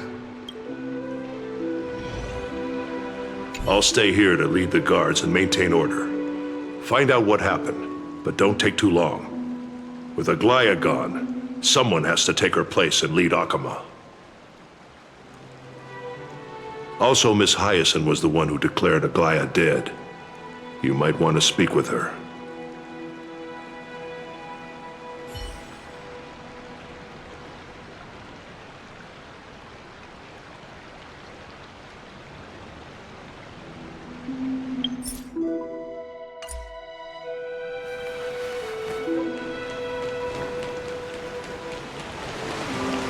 The baths are empty.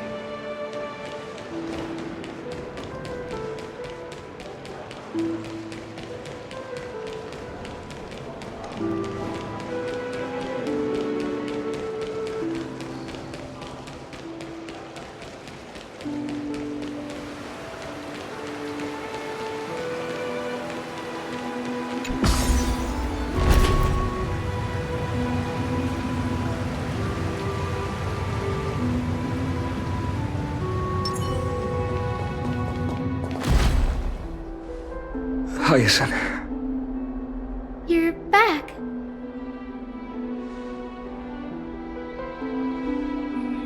I'm fine.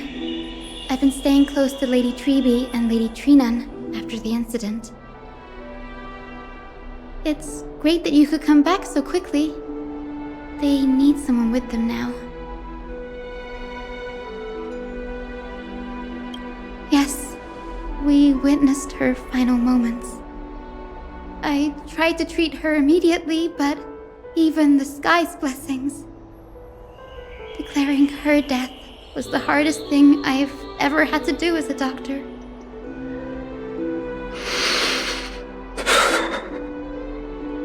Lord Finan, don't push yourself. You're carrying a heavier burden now. Please, don't fall. It's fine. I can handle it. What I've lost is a mentor and a comrade in arms. But for Treby and Trinan, they've lost 1,000-year-old bond. Like they're losing a part of their lives. You should rest, Hyacinth. You've been awake for a long time, haven't you? We'll handle things from here. Okay. See you later, everyone. Next, we should visit Lady Treby.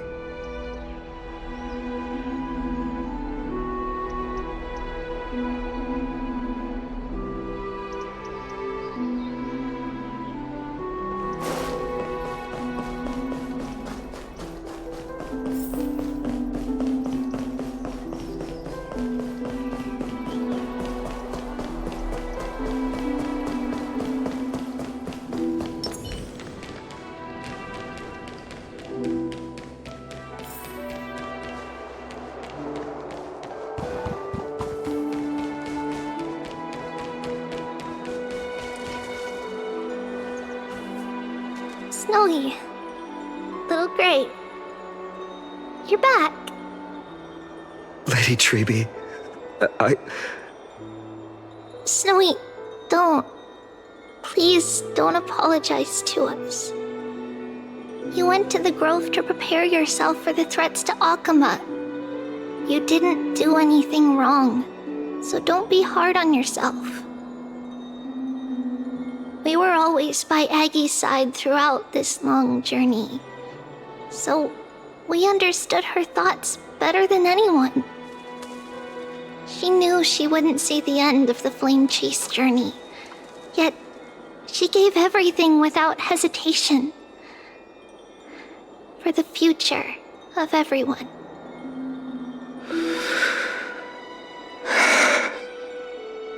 I know what Aglaya expected of me. Right now, the last thing Akama needs is a leader wallowing in self-pity. The scroll over there was entrusted to us by Aggie. She instructed us to hand it over to you when the time was right. I think now's the right time.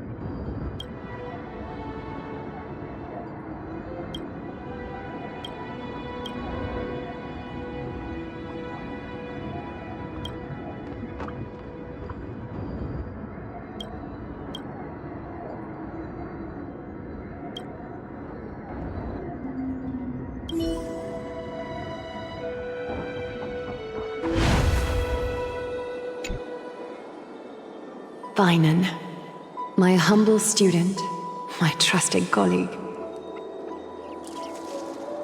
As I write this, you are locked in a battle of words with the Council of Elders, fighting for the survival of the flame-chased journey on a battlefield where the smoke of war is invisible.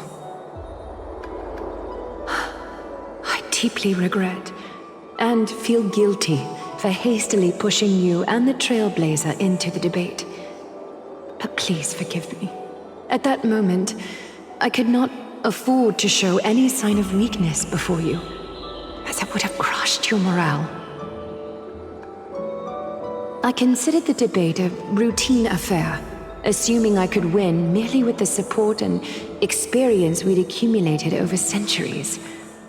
But I underestimated Kindness and her party's cunning, and also the deterioration of my own senses.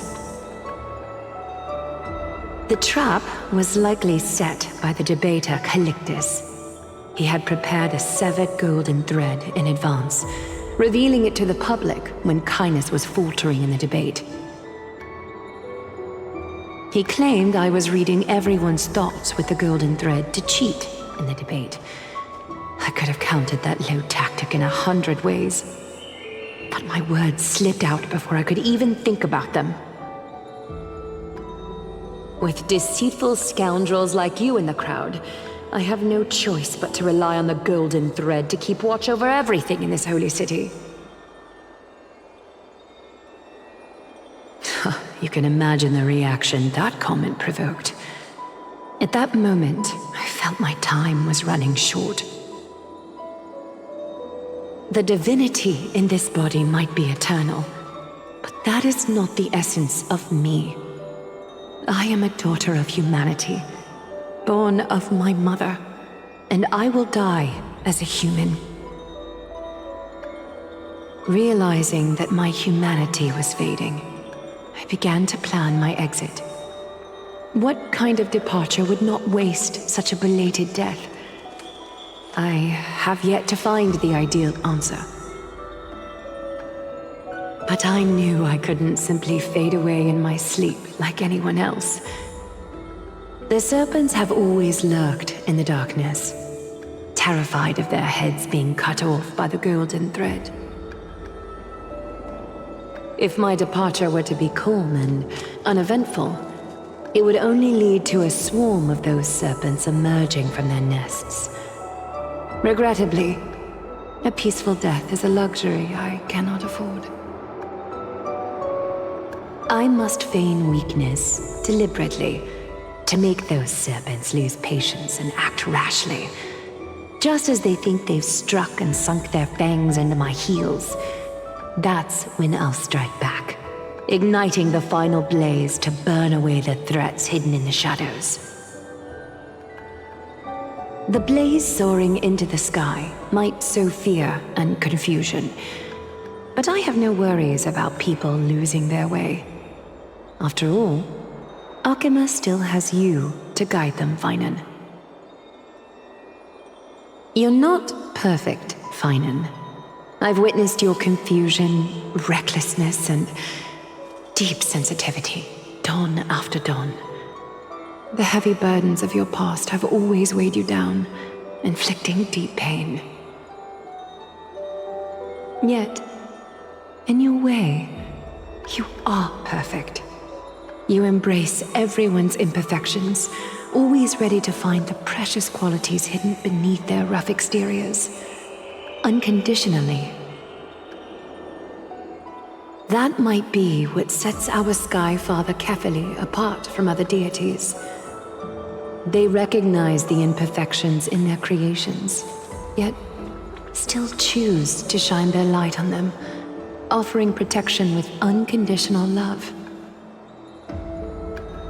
Finan, while you zealously pursued strife, believing it to be your destined path, from the very beginning, my thoughts have never changed.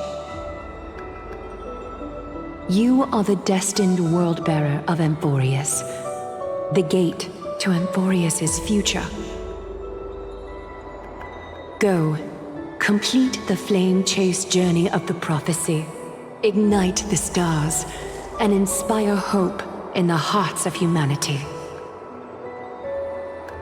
I will be waiting at the end of the West Wind, looking forward to the miracle you will create.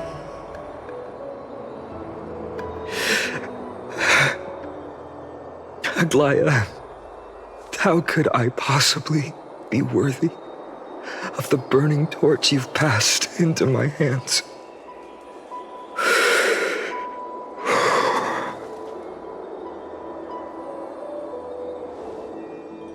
Dorang, can you do me a favor?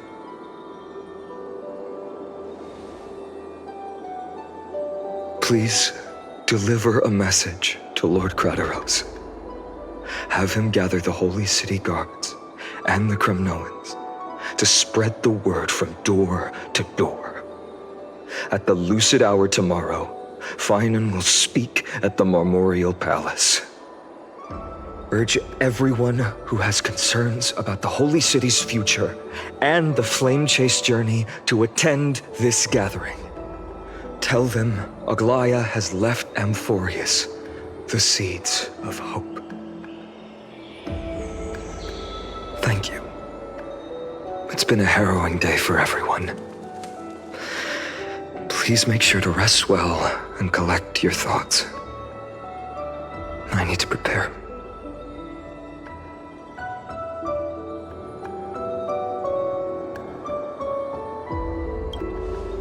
Cortonis, what brings you to Marmorial Palace? I planned to get everything settled before coming to see you. Is there something urgent, Cortonis? How are you holding up, I wanted to see. Better than I expected, you seem. There's no room for doubt anymore. It's time to take action and show everyone that the leadership of the Chrysos heirs is still strong. Right, your assessment is.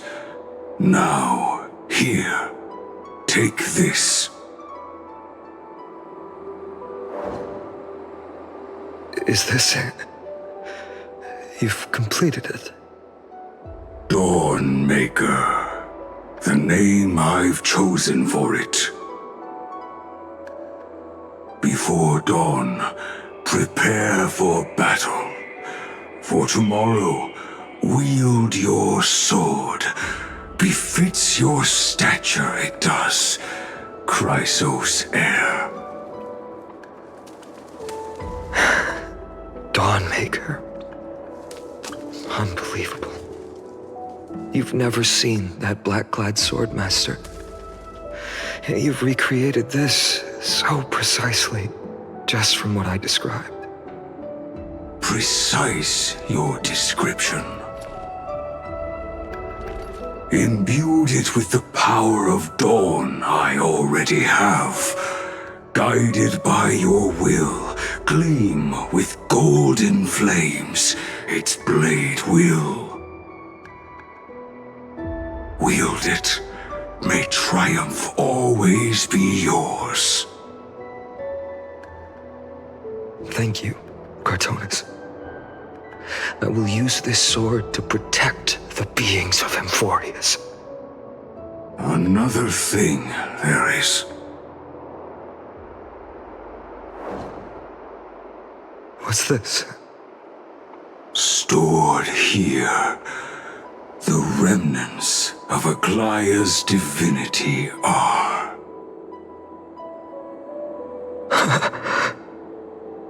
This was her commission. Her death she had long foreseen. Can she still hear us? It's difficult to confirm. About divinity, we know very little.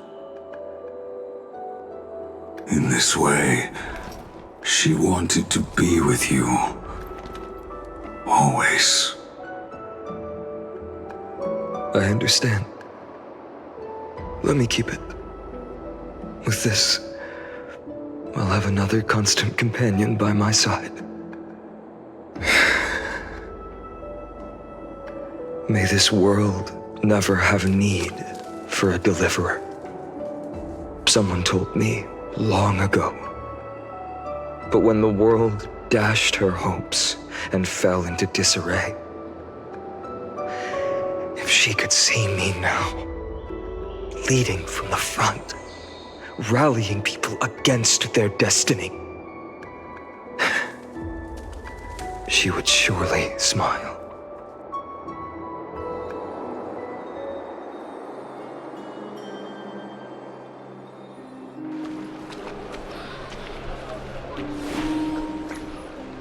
How will the Holy City continue without Lady Goldweaver? Look!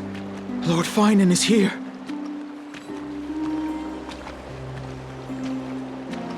Will he step up to lead Akama?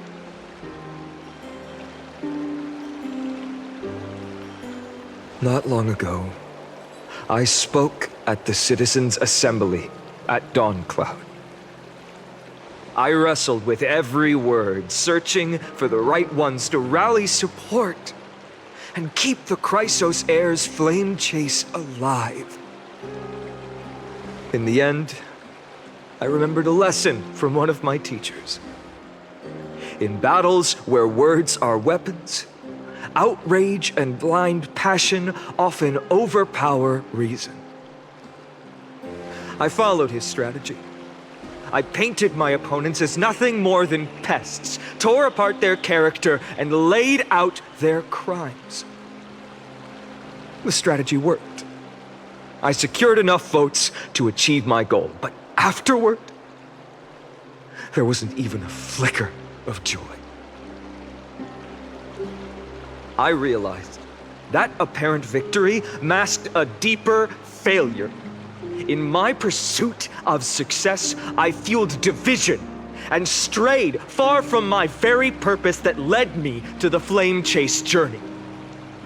This journey was supposed to unify, not divide, to strengthen us, not weaken us. It was the gold thread that mended our rifts in the past. Some saw it as a means of surveillance, a tool of control. But no one can deny that it was Aglaya who held this city and even this shattered world together. Now she is gone. Yes, as you have heard, the demigod Aglaya, who guarded the holy city for a millennium, has indeed fallen.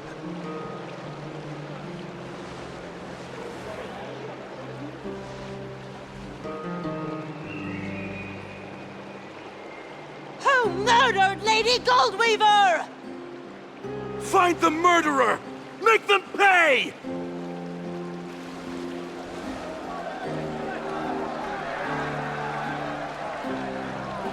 I felt the same as all of you initially.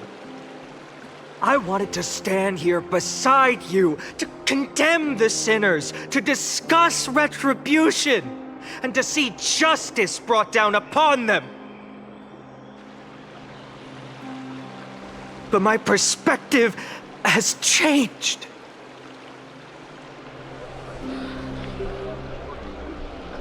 The golden threads that once bound this city have unraveled. Yet no one is celebrating their freedom from control. In the empty markets and bath chambers, one feeling lingers. Unease. Deep down, we all know the last safeguard against the harm we may do to each other is gone. No divine power will protect us from the malice in our hearts. From now on, only the moral code we choose to uphold for ourselves will stand between us and the abyss. Finon has a way with words.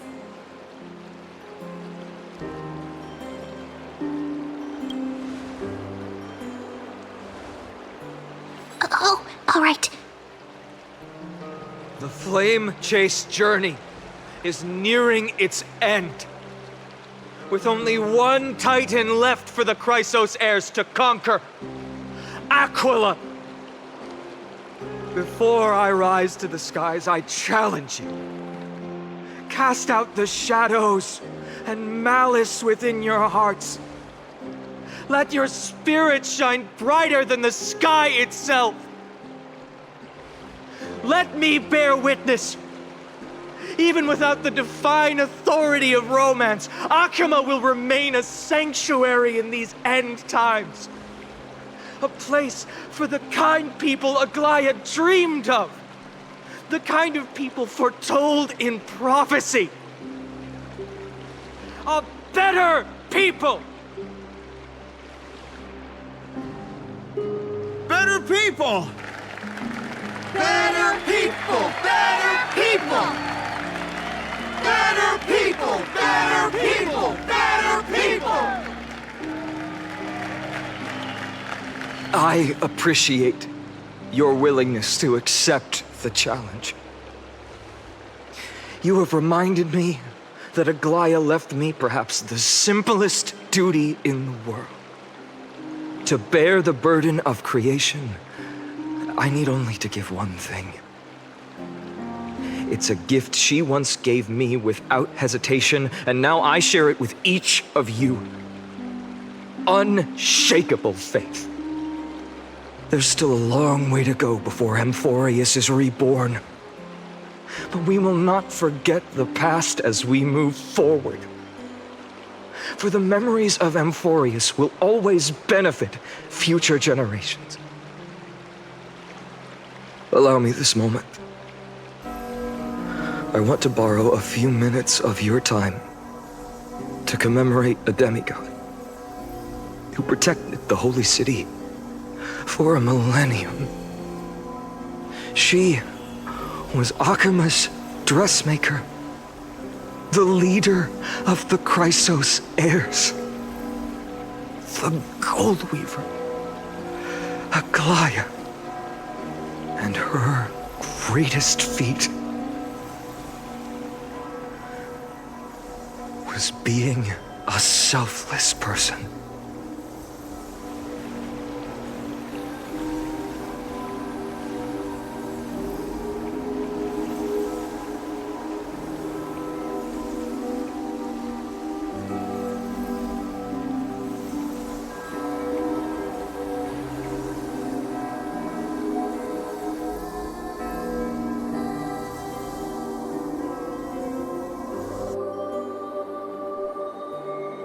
singing sounds so familiar. That's our song, and Snowy used to love it!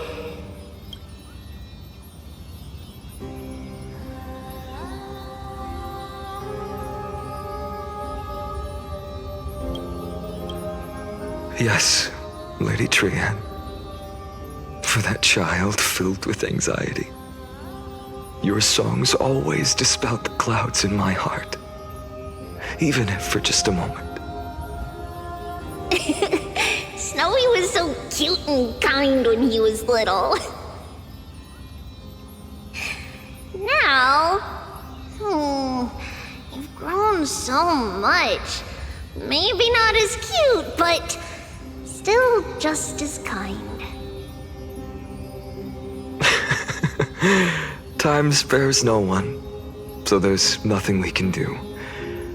But kindness, you helped nurture it in me. Don't mention it. Your light is as bright as ever. Keep it up and stay strong. See you, Snowy. Goodbye, Lady Trian. I heard what you said. Are you suggesting the debate tactics I've taught you are nothing but sleight of hand? Not at all, Professor Anaxa. Honestly, without those techniques you taught me, the Flame Chase journey might not have survived. Good thing your head's still clear. The Chrysos heir of Kefali. I had no idea you had it in you while I was drilling those formulas in your head in class. Who could have thought, Professor? By the way, I've completely forgotten those formulas now. Some things never change. In our next lives, I'll teach you how to truly embrace your divine duties.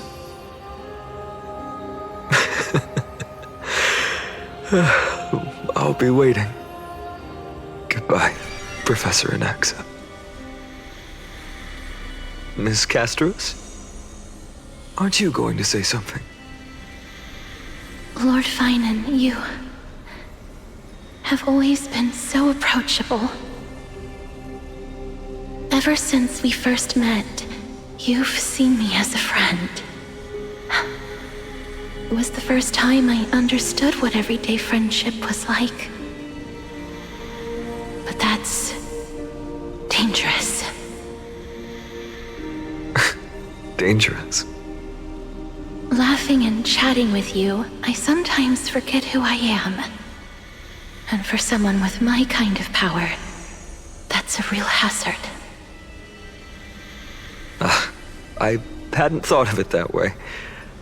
Sorry, I forgot to consider your perspective. Please, no apologies.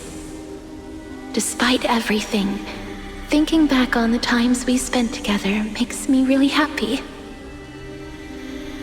I feel the same. Goodbye, Finan. Goodbye, Gasteros. Aklaya. Remember, Finan, after completing the flame chase, leave the decision to initiate the miracle of Genesis to the Amphorians. The Chrysos heirs are the executors of the prophecy, yet they, the people, are the true masters of this world. Rest assured, I always keep your teachings in mind. The difference between a presumptuous hero and a tyrant is a fine line. Well said. You've got a good memory. It's late. Anything else you'd like to add? Anything else? Even in your imagination, I'm not one to show my vulnerable side. No worries. I've long understood how difficult it is for you to open up completely. Thank you for bringing me here, Aglaya. You saved me. Maybe what I wanted to save wasn't you, child, but this crumbling world. Goodbye, Finan. Goodbye, Aglaya. Did you forget me?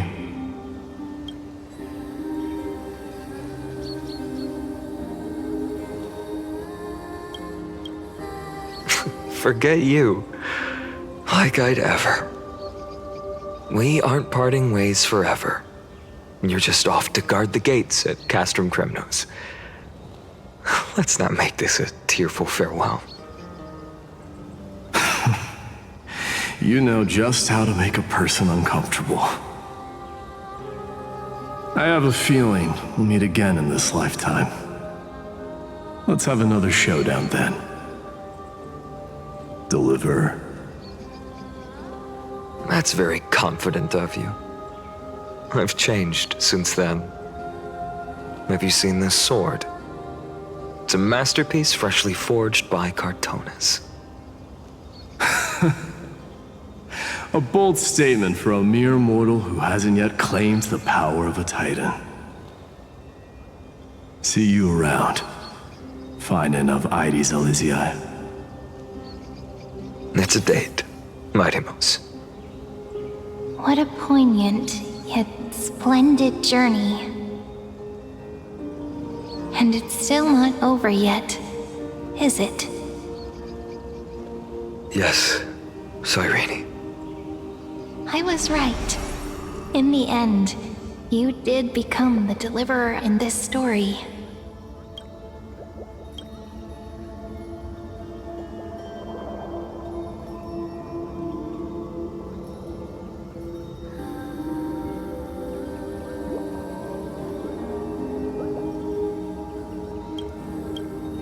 A lot has changed while you were away. I've met so many people, tried so many things. I've found new resolve, and I've let go of some attachments. I'm not the same person I used to be. But to me, you've never changed at all, Finan.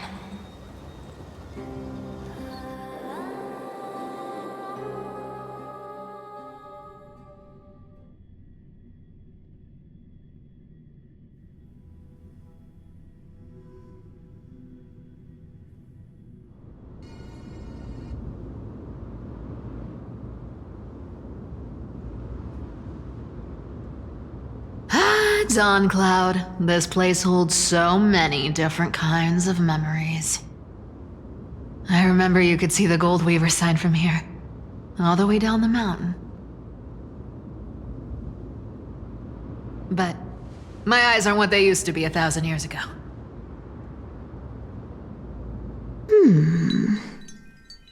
Cyphera, you...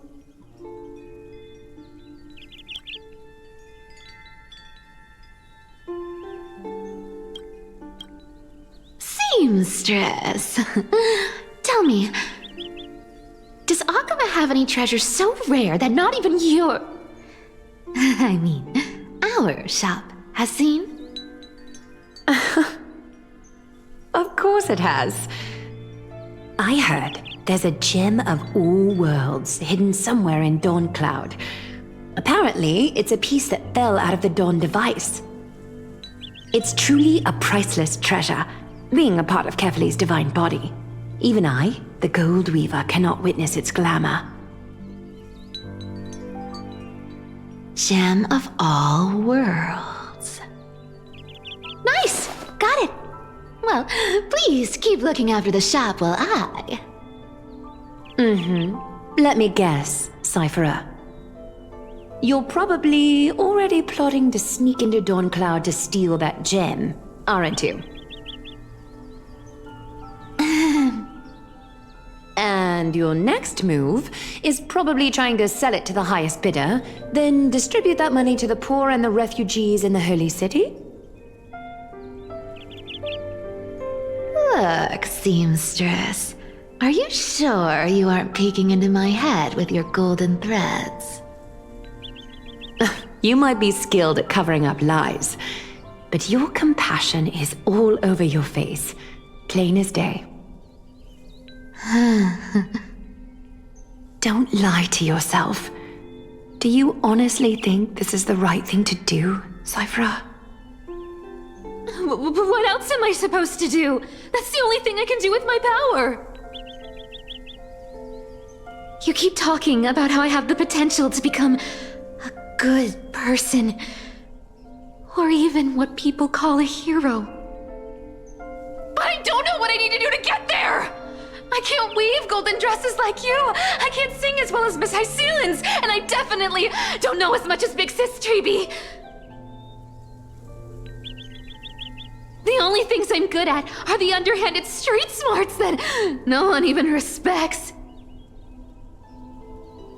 But I still want to be worthy of you. I want to prove that you've made the right choice. Even thieves can dream. Right?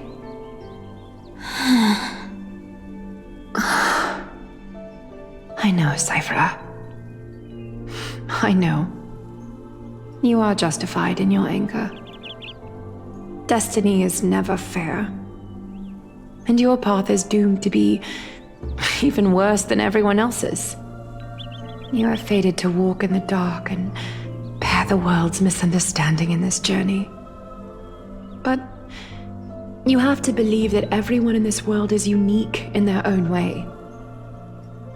I am convinced that you're the only one who can bear the authority of trickery, even if you have to contend with the legendary 300 master thieves of Dolos.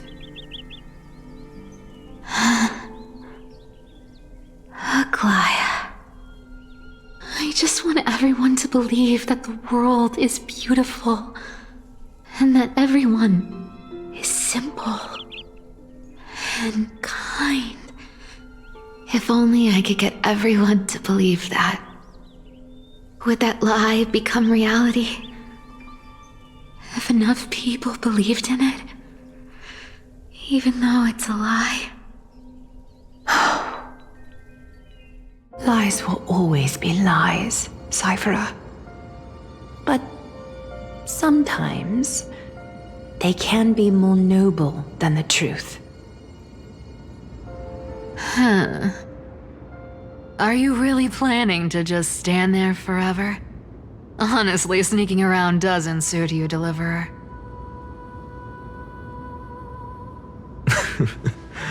I never thought I could slip past your sharp ears, Miss Cypher. I just didn't think it'd be right to interrupt when you're obviously lost in thoughts. Still as charming with your words as ever, boy. Your speech at the public baths wasn't half bad, I'll admit. It managed to touch my heart. Just a smidge. Thank you. I had a feeling back then that you were in the audience. Intuition certainly is a thing of wonder. Oh, and you didn't call me out on the spot. You waited all this time to tell me. Well, I thought you'd need some time to yourself. After she passed away.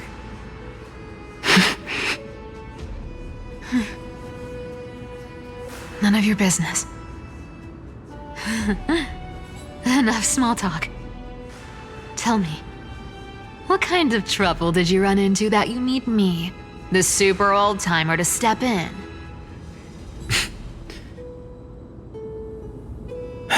We've only met a couple of times, but you've always gone straight to business. I respect that about you, old-timer, so I'll cut to the chase. You're probably aware that Aglaya has earned the support of the entire city for the Chrysos heirs. Everyone believes that she died at the hands of council members who were against the flame chase. and the citizens' fury has been dragging these schemers out of the shadows one by one. But they didn't get everybody. To this day, we still haven't found Elder Kynus, the leader of the Cleaners. Ah, I see. You're afraid she'll do something wild now that she's pushed into a corner, aren't you? Yes.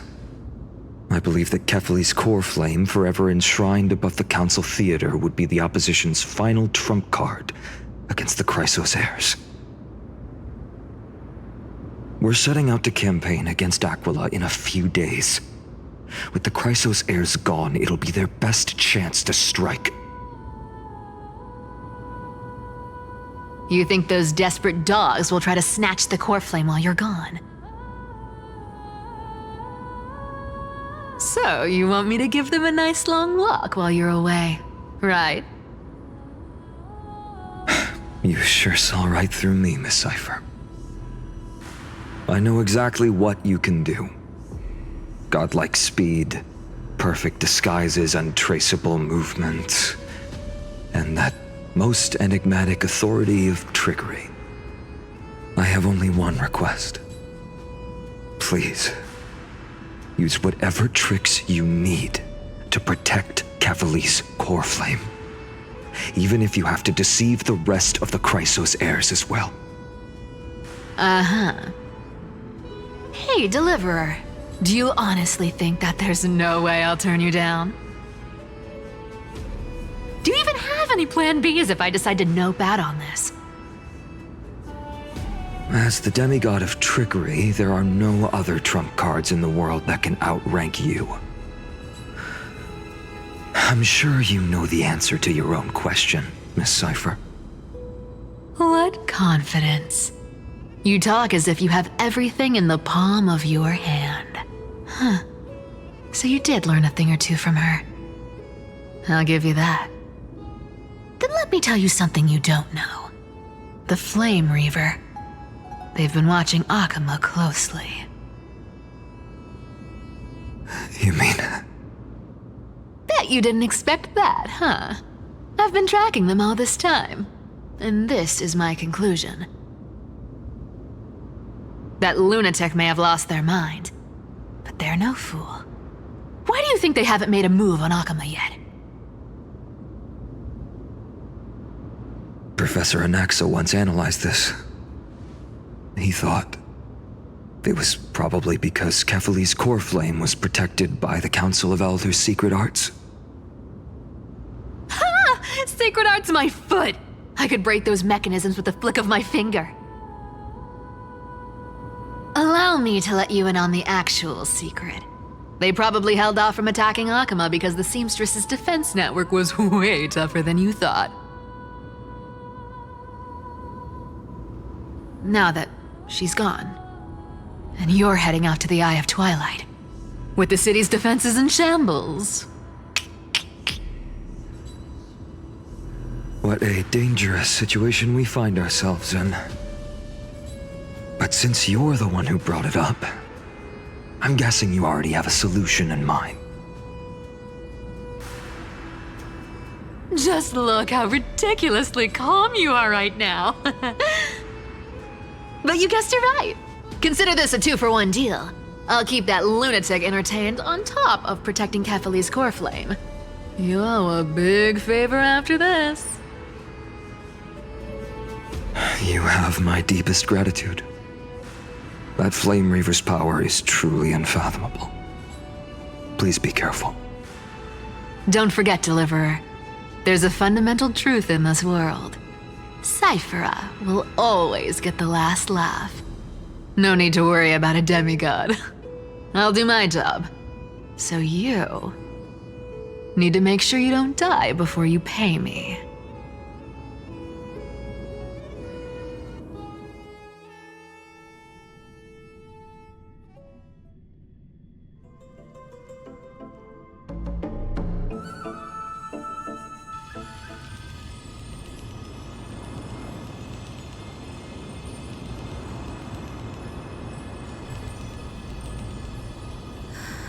I'm back. I've I've been trying to stay away from here since the Black Tide destroyed the grove. And through that, stay away from the memories that might make me sad. But the wind keeps pulling me back. Maybe that's the Twilight Courtyard's duty, after all.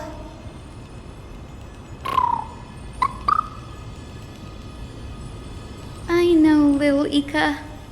I know. I too miss the days when we all studied together. But we have an even more important mission this time round. Lord Finan has already set the date to campaign against Aquila. Being a descendant of the Sky People,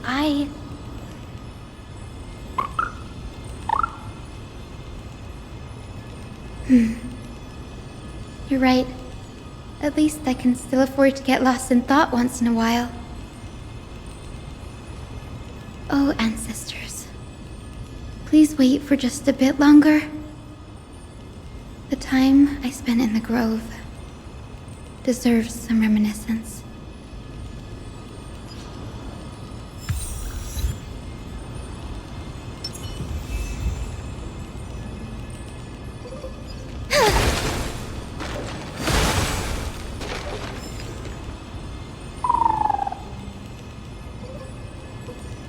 This was where Professor Anaxa gave us the lesson.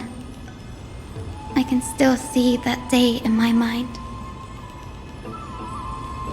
And that was your last lesson in the Grove.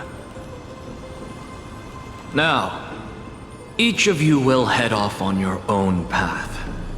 How much the Grove's teachings can help you in the real world depends on how well you can put knowledge into practice.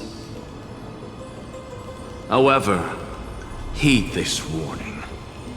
If you ever do anything disgraceful out there, don't ever claim you were the student of Anaxagoras, one of the 7 sages. Professor Anaxa, there are still other classes scheduled on the calendar. Are you sure you didn't...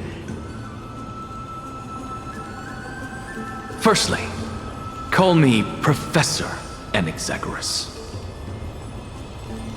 Secondly, to clarify, the last lesson means the last lesson I will teach you.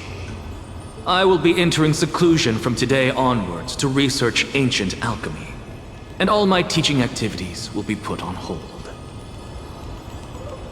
Ah, I see. So you're saying that the lessons taught by all the other teachers aren't good enough to be considered lessons? All you do every day is wag that sharp tongue of yours. That's a credit deduction, Finan of Ides Elysiae.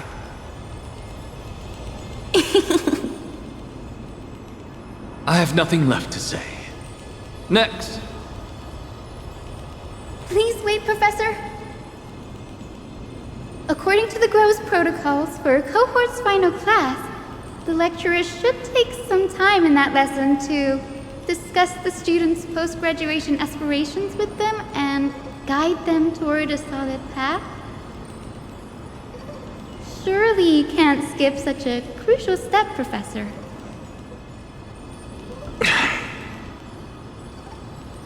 The teaching assistant, Miss Hyacinth, is truly Professor Anaxa's nemesis. Fine. Since Hyacinthia insists on this, let's go through the process. Since some of you are so eager to speak, why don't we start with you, Finan of Ides Elysiae? What is your post-graduation aspiration? Me? Well, it's not exactly an aspiration, but the only thing I want to do is to protect the people I care about. I see. So you want to be a hero? How boring. Next. I didn't say...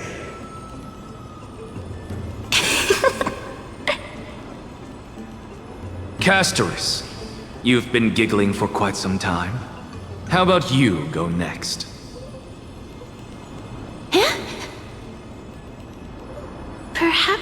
answer is a bit vague and meaningless, Professor Anaxagoras, but I hope the world can be freed from the agony of death, so that every living being may find calming peace. How naive. So naive that it makes me want to weep for your fairy tale. See, this is why I don't want to follow those outdated protocols. All I get are boring answers. Since you suggested this whole process, why don't you wrap this up, Hyacinthia? Share your aspiration with everyone, and let's see if yours stands out. So it's finally my turn. Good thing I came prepared. My aspiration is nothing less than completing the final blank page at the end of the hero's epic. Blank page? An interesting description. Do explain, Assistant. I've read all of Amphorius's heroic epics while studying at the Grove, and a common thread came to my attention. Almost every epic ends with a description of the hero's achievements, but few mention how the everyday people of that time lived. No one recorded the struggles and suffering the commoners endured. So you're saying that, instead of legendary heroes, you're more focused on commoners living on the peripheries of historical records. Perhaps I'm influenced by my background. My ancestor, Seliosi the Day Thunder Knight, raised her spear against the sky and ushered in the flame-chasing era that continues to this day. Her story is told to every child descended from the Skyfolk. We have no doubts about Seliosi's greatness, yet her towering figure overshadowed every record from that entire era. What about the Day Thunder Knight's family, allies, and friends? What about the survivors and those who died in the great battles? Whenever I think about their stories by the campfire, I realize the details of those legends have been long lost, and only Seliosi's name remains. Her brilliance had become as blinding as Aquila's, lording over everything on the ground. That's why I'm glad that my era does not lack heroes. All my ancestors had was a sad past, but I have a future I want to protect. Instead of becoming a hero and ushering in a golden deluge to baptize the world anew, I want to stay in the backline and save all the ordinary humans from drowning in the rising waves. I wish not to return to the sky, but to walk among the masses on Earth. I believe it's the only way for the saga of creation. To include a footnote for the everyday people in its blank page.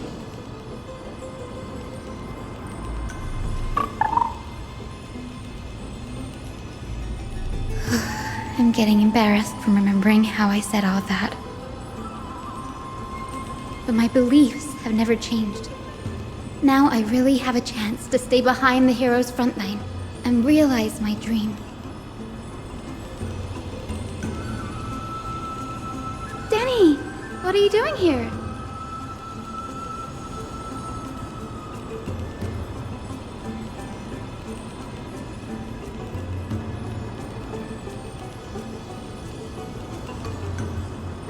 You guessed it.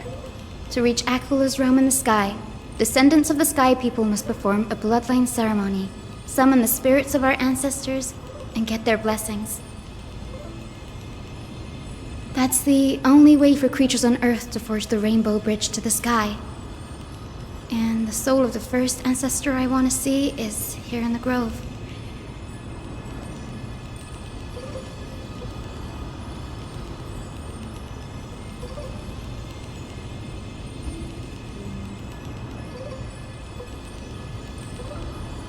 Don't worry. I have little Ika with me. You will protect me, won't you?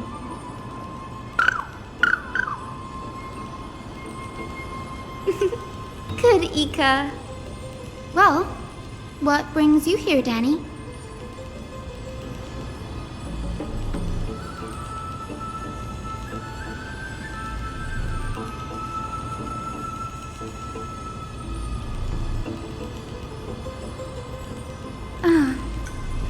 Right. If all goes as planned, you and Gray will be able to go home after this mission, won't you?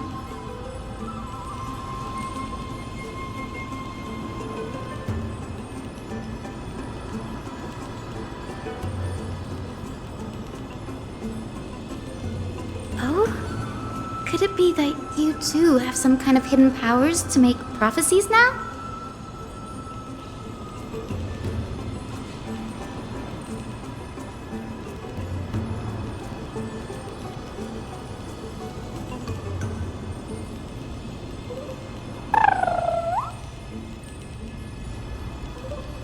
Nope, I didn't understand that either, little Ika.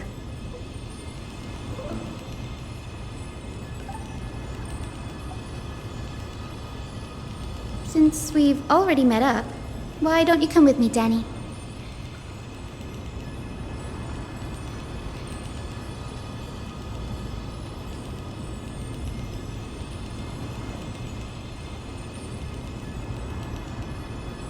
That's the dependable express guard for you.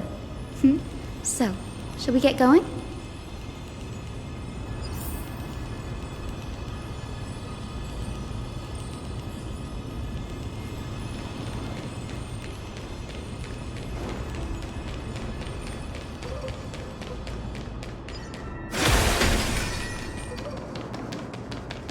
The chroma coffer is vibrating. There must be memories of an ancestor nearby.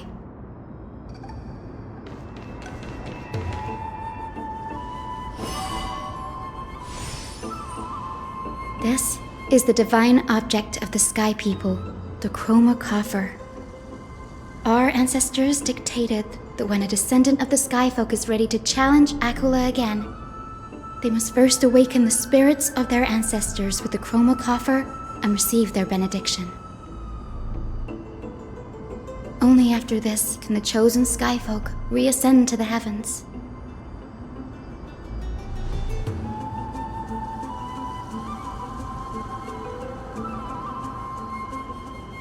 Very prudent, wouldn't you say? The soul of an ancestor slumbers here. Now, I will awaken them.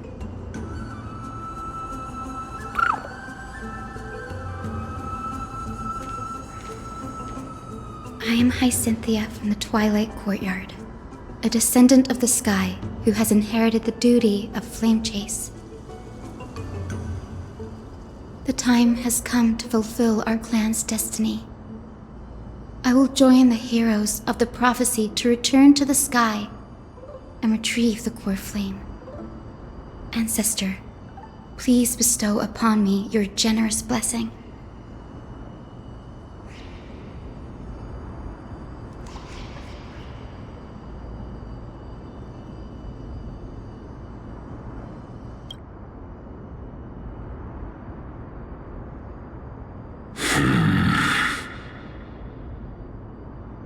Who has awakened me? It's Hyacinthia, a descendant of the Sky People. I apologize for interrupting your slumber. You are Lord Crispus, aren't you? I've read your story in our family tree. You were a righteous judge who vindicated many who were wrongfully accused. I never imagined someone in this era would still remember my name. So, our bloodline and duty have continued to this distant age. Indeed, it has. I have awakened you in the hope of receiving your blessing. For the flame chase journey is nearing its perfect conclusion, and retrieving the core flame of Aquila is the final challenge the heroes will face. Perfect conclusion. Hyacinthia, you look very young, and you do not have the bearings of a warrior who can contend with a titan. How can you convince me that this blessing will not turn into a curse, leading a child like you to your demise? 1,000 years ago, Seliosi, who conquered the skies, left behind legends and a will, entrusting the mission to return the Sky Titan's core flame to her descendants, to people like you and me. Though I'm not a warrior, I will not turn away from the mission that has flowed through our blood for 1,000 years.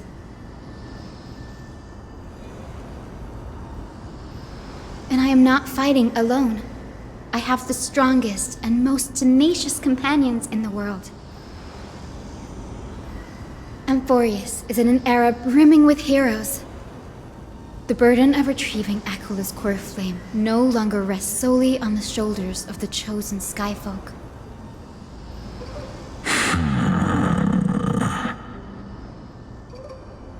I now wield the power of healing. I aim to mend the fissures in the sky and heal the wounds of the people. I desire to define the mission of the Skyfolk in my own terms, to conclude the vigil that has spanned millennia.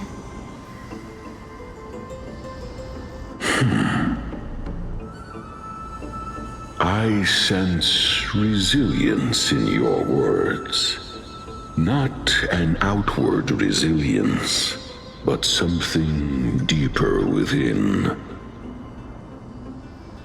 Receive my blessings, young Hyacinthia.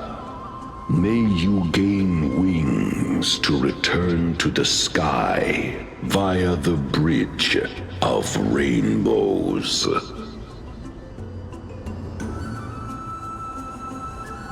Thank you for your trust, Lord Crispus.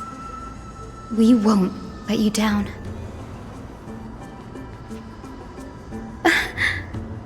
Thank you. My ancestors were all pretty strong-willed people. It won't be easy convincing them. I've run through these upcoming conversations in my head more times than I can count.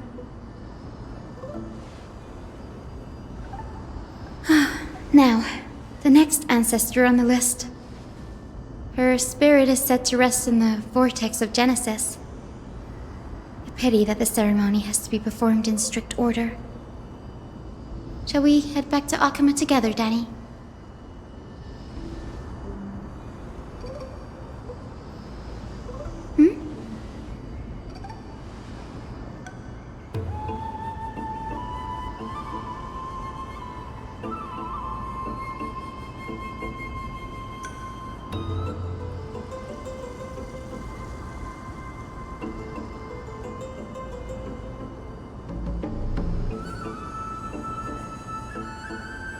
Oh, I remember! I didn't expect you to keep at it this long. That's so like you, Danny.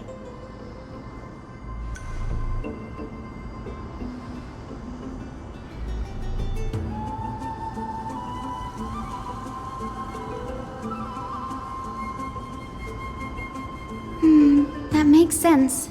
Bagusa was always described as a fickle titan in the myths.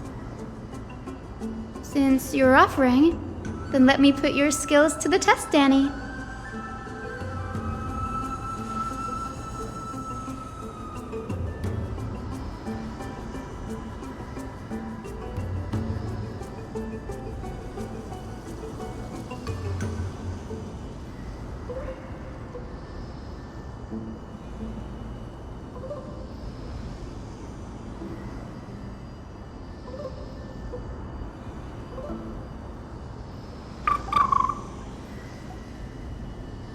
Got it.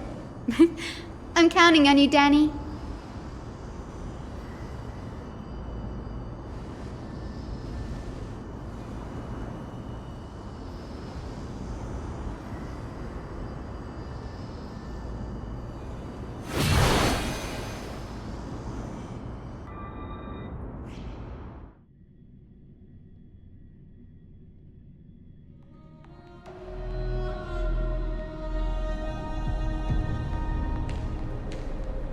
vortex of Genesis.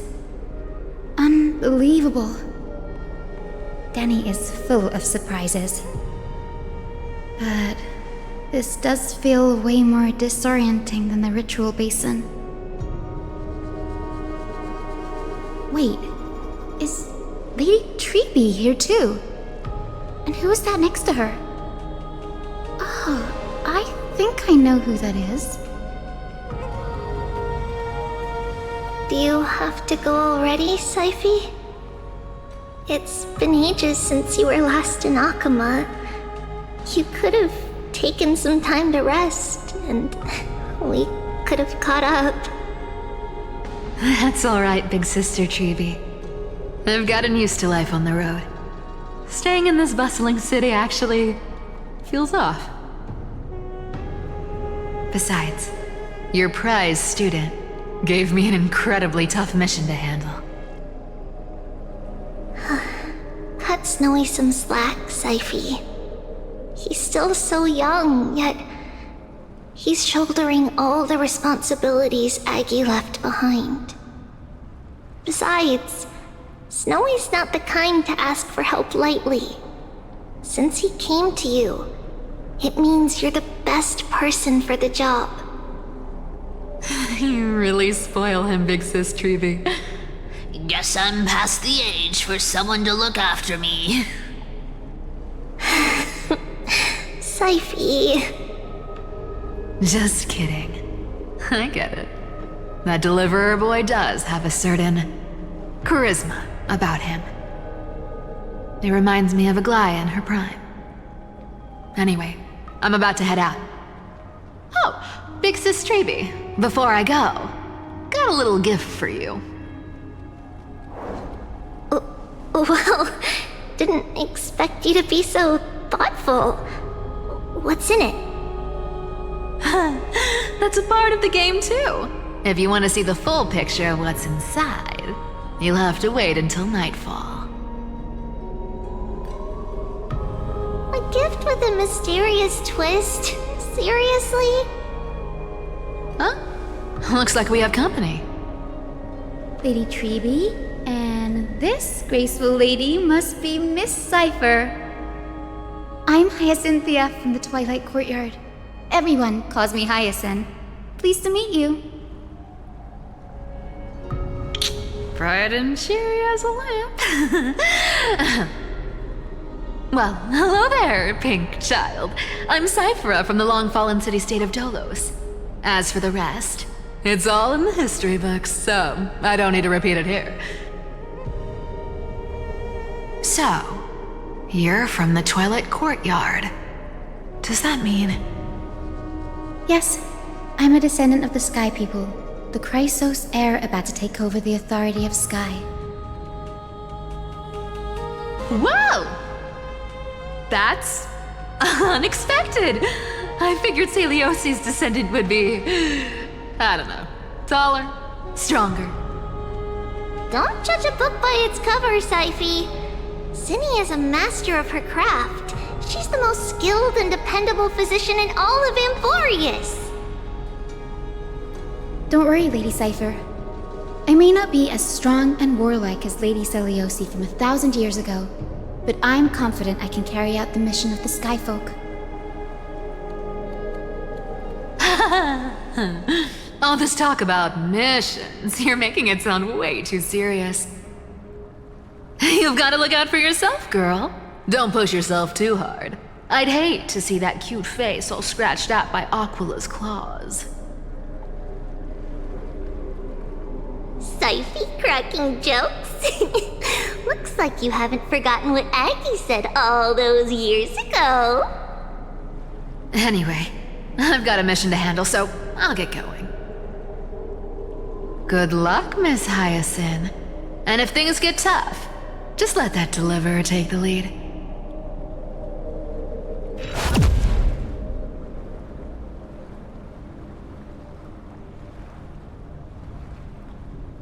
Miss Cypher is in such a hurry. Don't worry, she's always been like that. It's good to have her back in Akama lending a hand. her for now. You're here because of your mission, aren't you, Cinny? It's the perfect opportunity for me to go and tuck Siphy's gift away somewhere safe. The Vortex of Genesis is all yours.